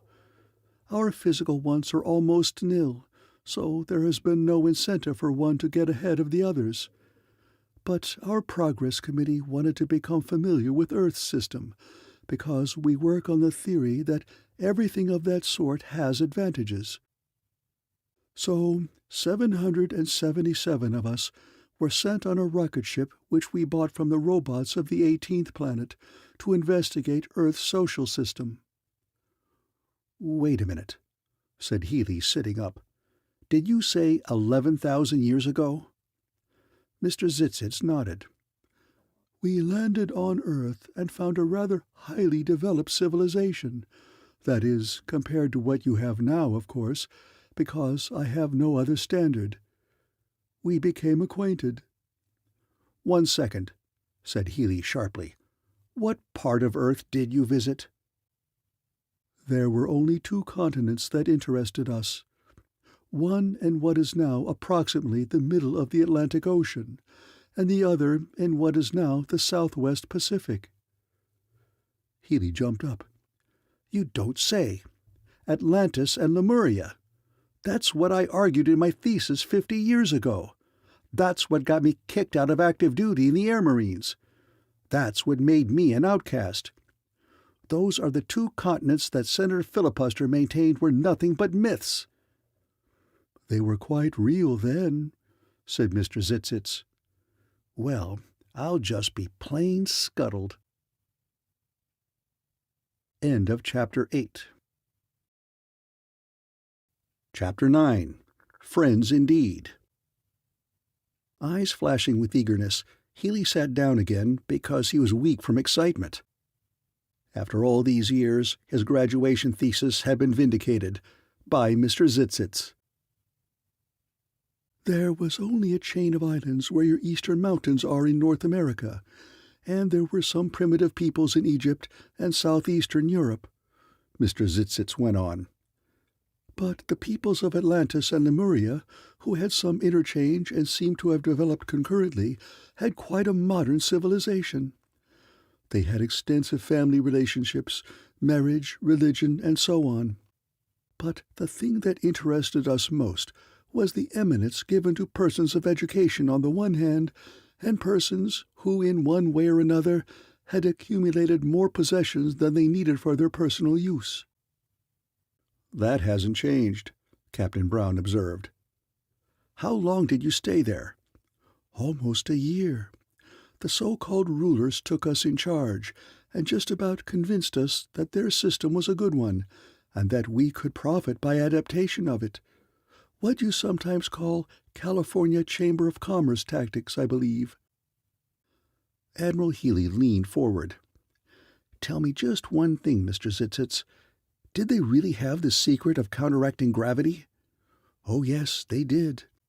Their methods of propulsion were crude compared to yours, but they had discovered how to control gravity very completely." "Do you have that secret?" Healy and Brown both held their breaths for the answer. "Well, no, I don't, but I think I know where it is," Mr. Zytztz said slowly. "Can you get it for me?" asked Healy. "Yes, I think so." Healy relaxed, his fingers drumming on the chair arm. "Go on," he said. "How did you get stranded on Mars? You had a ship." "I'm getting to that. We weren't satisfied with what we had seen on Earth. Something seemed, as you say, phony. So we decided to get away from the nervousness of Earth and think it over. We left, but a stowaway from the Lemurians turned up almost as soon as we were off the ground.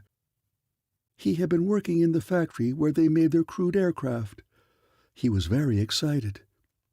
He told us we hadn't gotten the true picture at all, that there were 10 unhappy and underprivileged persons to every one of the class we had known, that the ruling class had deliberately misinformed us and kept us from seeing the truth. He was perhaps a little fanatical, but he impressed us. We started to take him back to Earth, because obviously he couldn't go to Vila with us. But that excited him. He seized our controls. We operated on a beam that focused on the gravitational power of a body and either attracted or repelled. He tried to do both at once, and the controls went completely haywire. Pardon my Earth slang.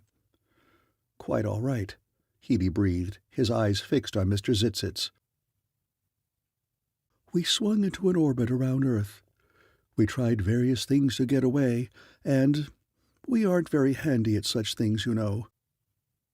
We somehow got our beam focused on Earth, with all other gravitational influences nullified, and we circled Earth at terrific speed, with our centrifugal inertia counteracting the attractional force of the beam focused on Earth.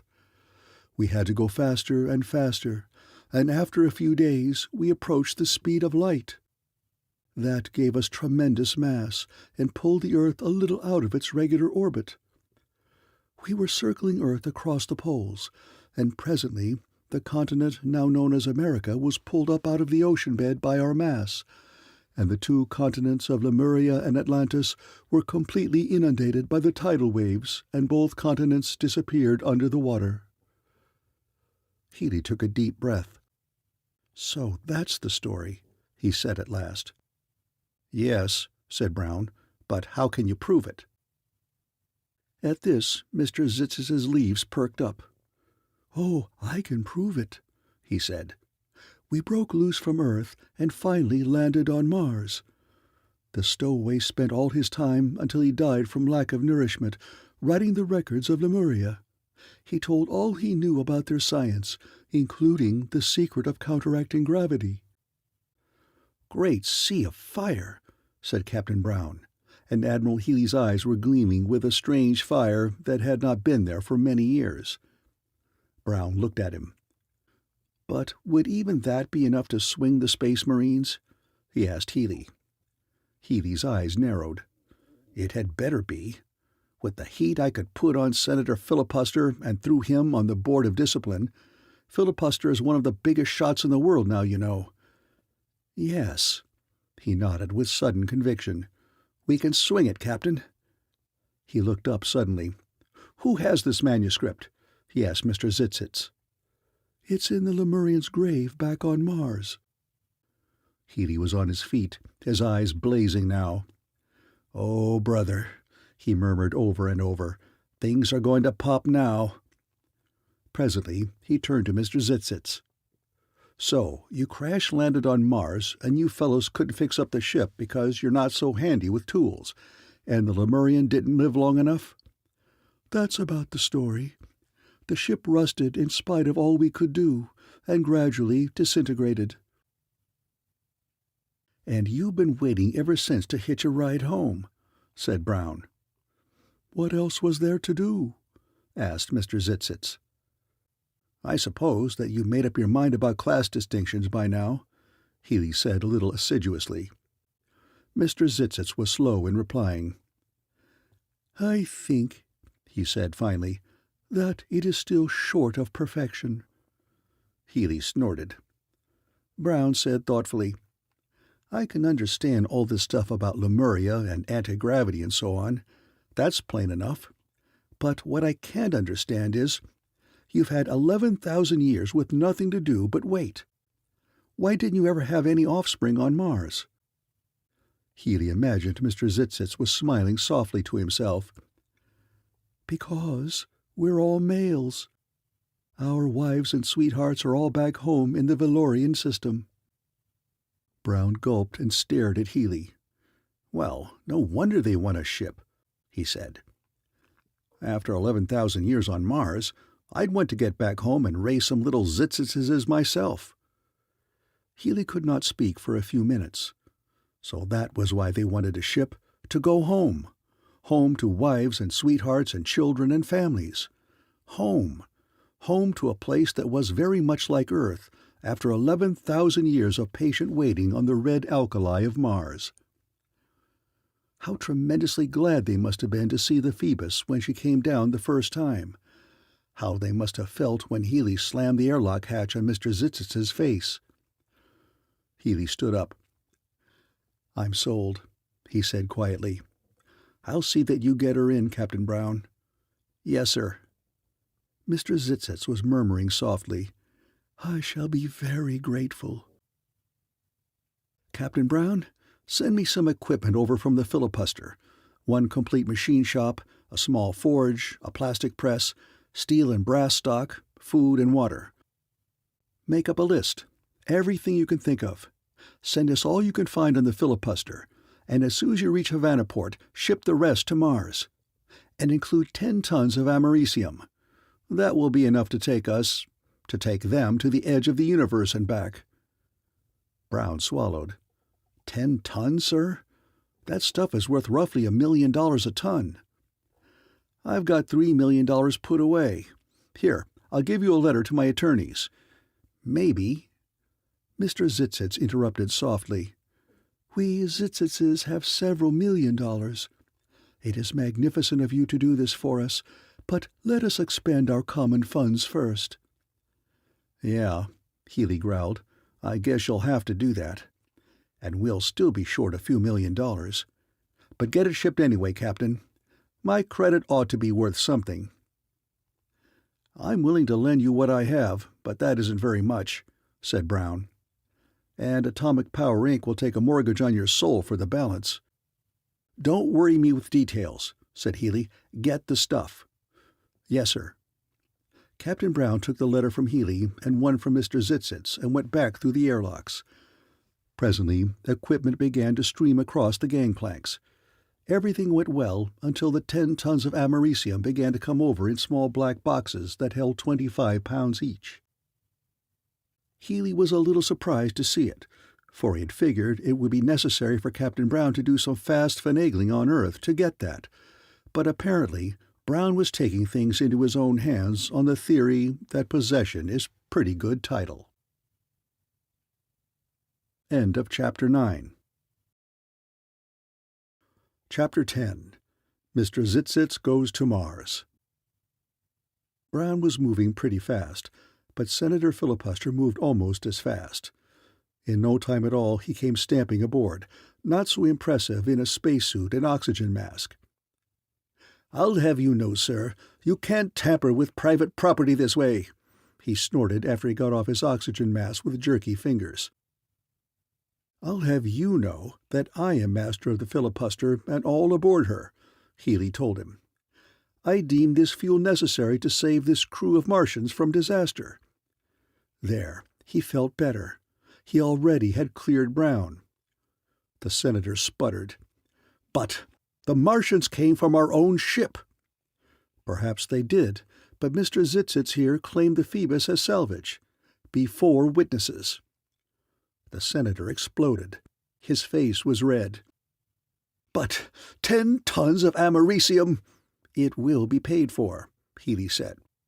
"It's outrageous. They don't need that much to get to Mars." "I deem it necessary for their salvage operations."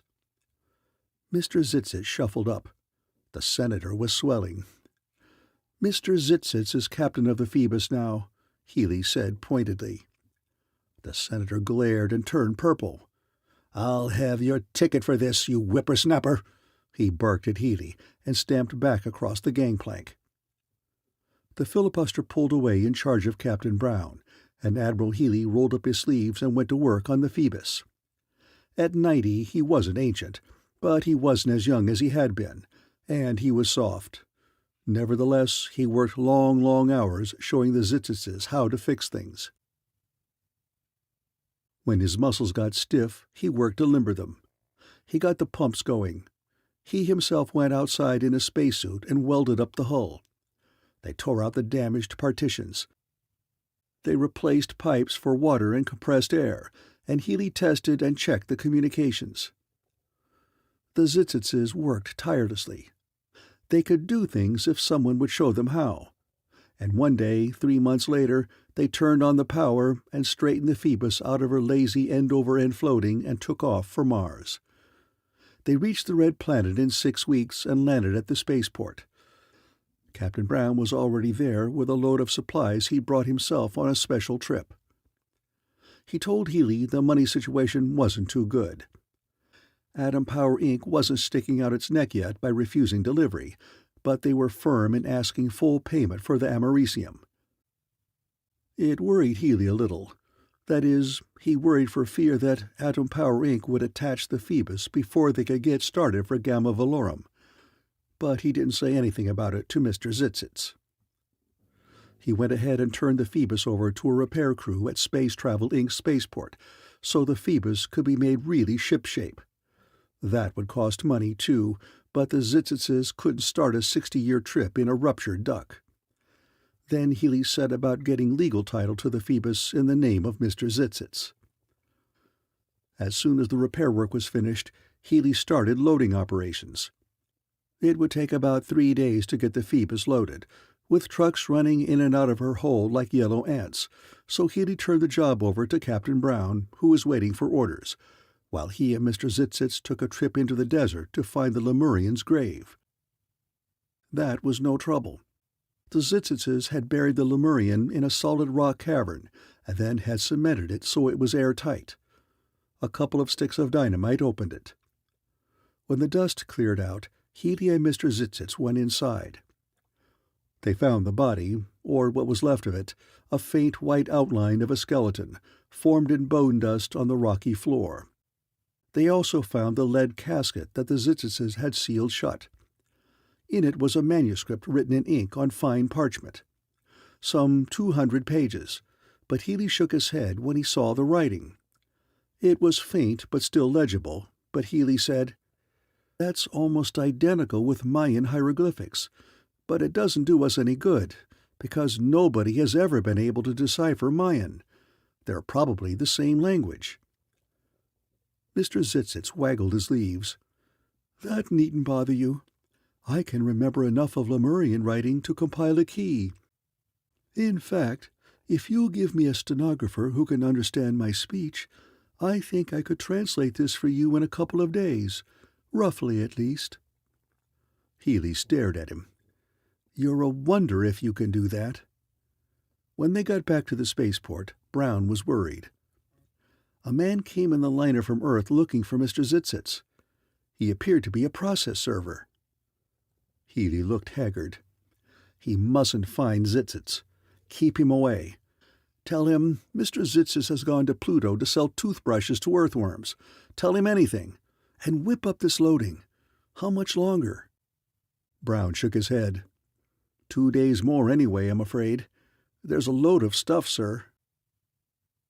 So Healy isolated Mr. Zytztz in an office at the back of a drugstore under the spaceport, with a stenographer who had enough imagination to understand the Zytztz language, while he himself went to push the loading.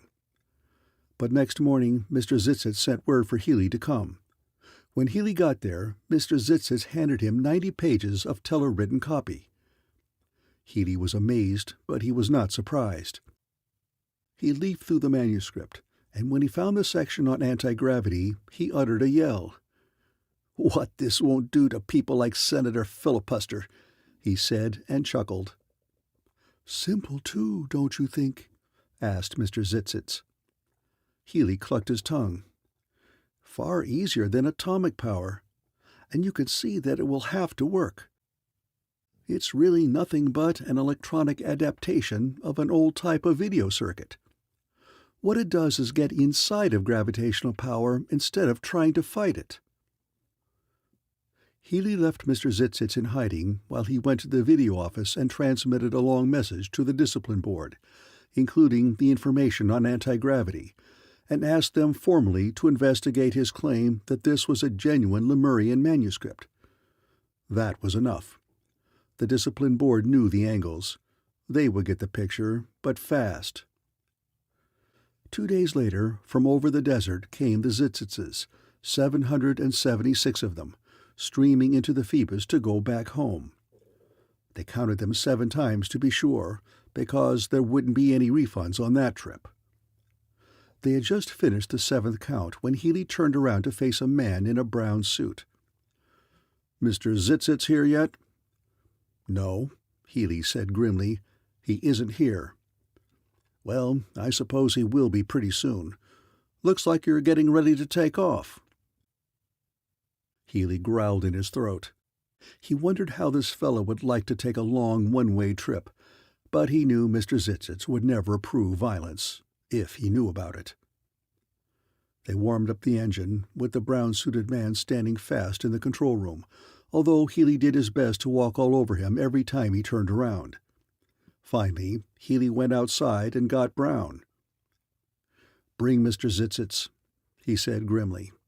"I may have to give this bird a tap on the jaw and take him with us, but get Mr. Zytztz. The Phoebus is ready to roll." "Yes, sir," said Mr. Brown with alacrity. "You skunk," Healy said softly. "You'd like to see some violence." "Could be," Brown said. Healy went back to the ship. Now there was a messenger in a blue suit waiting for him. "Sign here, Admiral," he said. Healy signed. He tore open the envelope with nervous fingers and read the single sheet. "John Healy, Care Spaceport, Mars. Have investigated claim of Lemurian manuscript. Electronics experts verify gravitational synchronizer. This board considers your claim established. On recommendation of Senator Filibuster, you are hereby restored to active duty in the International Space Marines with the rank of Admiral. Report for duty with Stratosphere Fleet within 30 days. Jennings, Captain, ISM, Secretary of Board of Discipline." Healy blinked. He read it again. Then he drew a tremendous breath, and his chest began to fill with a feeling that he had hungered for since 2117. He was an admiral in the Space Marines, the 6th Admiral Healy. The goodness of the feeling flowed over him like the morning sun, and he wanted to shout it to all of Mars. But the brown-suited man was waiting on the bridge. Healy looked through the port, and he saw Mr. Zytztz shuffling rapidly up the gangplank. Healy looked at the brown-suited man and drew back his fist. It was ironic that his first act as an admiral in the Space Marines would be an act of lawlessness that would damn the memory of Healy's forever. The brown-suited man turned, his chin in exactly the right spot. He looked puzzled at Healy's drawn-back arm. There was a shout from the airlock. Captain Brown rushed in, waving a message. "They restored me to active duty," he shouted. "They're restoring everybody who was in the rocket service at the time we first landed on Mars." He read from the message, "For meritorious service in advancing the cause of science." He pounded Healy on the back. "I'm a full-fledged captain in the Space Marines." Healy straightened and glowered at him. "I am your admiral," he said stiffly. Brown gulped, then he straightened and saluted. "Yes, sir. Sorry, sir." "And besides," said Healy, "you blame near knocked me over." He grinned and put out his hand. "Shake, Captain." Mr. Zytztz was shuffling excitedly in the control room. He was waving some papers, too. "They've just handed me a receipt for all supplies and all work done on the Phoebus. What does this mean?" "Mr. Zytztz?" asked the man in the brown suit, and shoved an official-looking paper at him. Healy took the papers from Mr. Zytztz and scanned them. "Holy jumping—" He stopped. It was too much for him. "Senator Filibuster," he said finally to Brown, "has personally paid or guaranteed all bills incident to the outfitting of the Phoebus for the trip to Gamma Valorum." Brown stared and his mouth dropped open. "Well, I'll be scuppered," he said slowly. The man in the brown suit was already gone. Admiral Healy, ISM, looked at Captain Brown, ISM, and blinked his eyes and shook his head. Brown took the paper served on Mr. Zytztz. "I'll have these cancelled." Mr. Zytztz came up softly. "I'm very glad for both of you gentlemen." "Thanks," they said. Mr. Zytz's leaves were waving and dancing. "You've been more than kind, Admiral. Thank you very much for everything. And that is very small thanks." "Skip it," Healy said gruffly. One of Mr. Zytz's leaf tips took Captain Brown's hand. "You, Captain, have done more than your part. Much more." "That's okay," Brown said casually, and Healy knew he was embarrassed. Brown turned and said to Healy, "Let's be going, sir." Healy held out his hand to Brown. The captain took it before he realized what he was doing, then he laughed. Brown said, "See you at the spaceport bar tonight." "No, Captain, I guess not," Healy answered. He turned to the desk and wrote something on a sheet of paper. He handed it to Brown. There was a puzzled frown around the captain's eyes. "What's this?" Healy swallowed hard. "That, Captain, is my resignation from the Space Marines." Brown's eyes popped open. "What the devil are you saying? Are you crazy, sir?" "I'm going with Mr. Zytztz," Healy said. Brown reached blindly for a place to sit. He sat down and began to mutter and shake his head as if to clear away the cobwebs. "They've got to have somebody," said Healy doggedly. "If anything should go wrong on the trip, they'd be utterly lost. They can't make things or repair things. The Phoebus is an old ship. There'll be lots of little things go wrong. They've got to have me. Don't you see?" His tone was almost pleading. Brown looked at him. Healy knew that Brown was thinking of that day when they had planted the flag on Mars, and Healy had slammed the airlock door in Mr. Zytz's face. Brown stood up. He took the resignation in his hand, snapped to attention, saluted smartly. He started to speak, but there seemed to be something wrong with his throat. He wheeled and marched stiffly into the airlock. Mr. Zytztz seemed to be studying Healy. "You may do this if you wish, Admiral, but it really is not necessary." "You know mighty well it's necessary," Healy said. "Besides, maybe I can pick up a few phone numbers when we get to Vila." Mr. Zytz's leaves rustled softly. "You will be an old man when we reach home. You'll never live to get back to Earth." "Close the hatches," Healy ordered.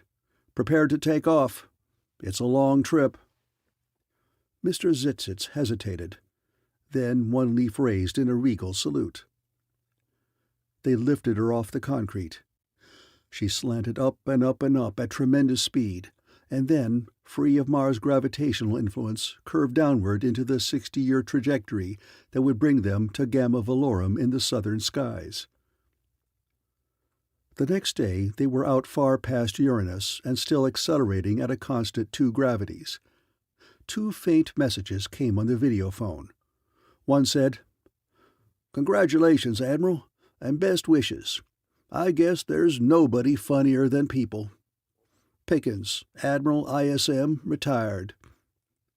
The other said, John Healy, Admiral, ISM, retired. Congratulations on becoming the 6th Admiral.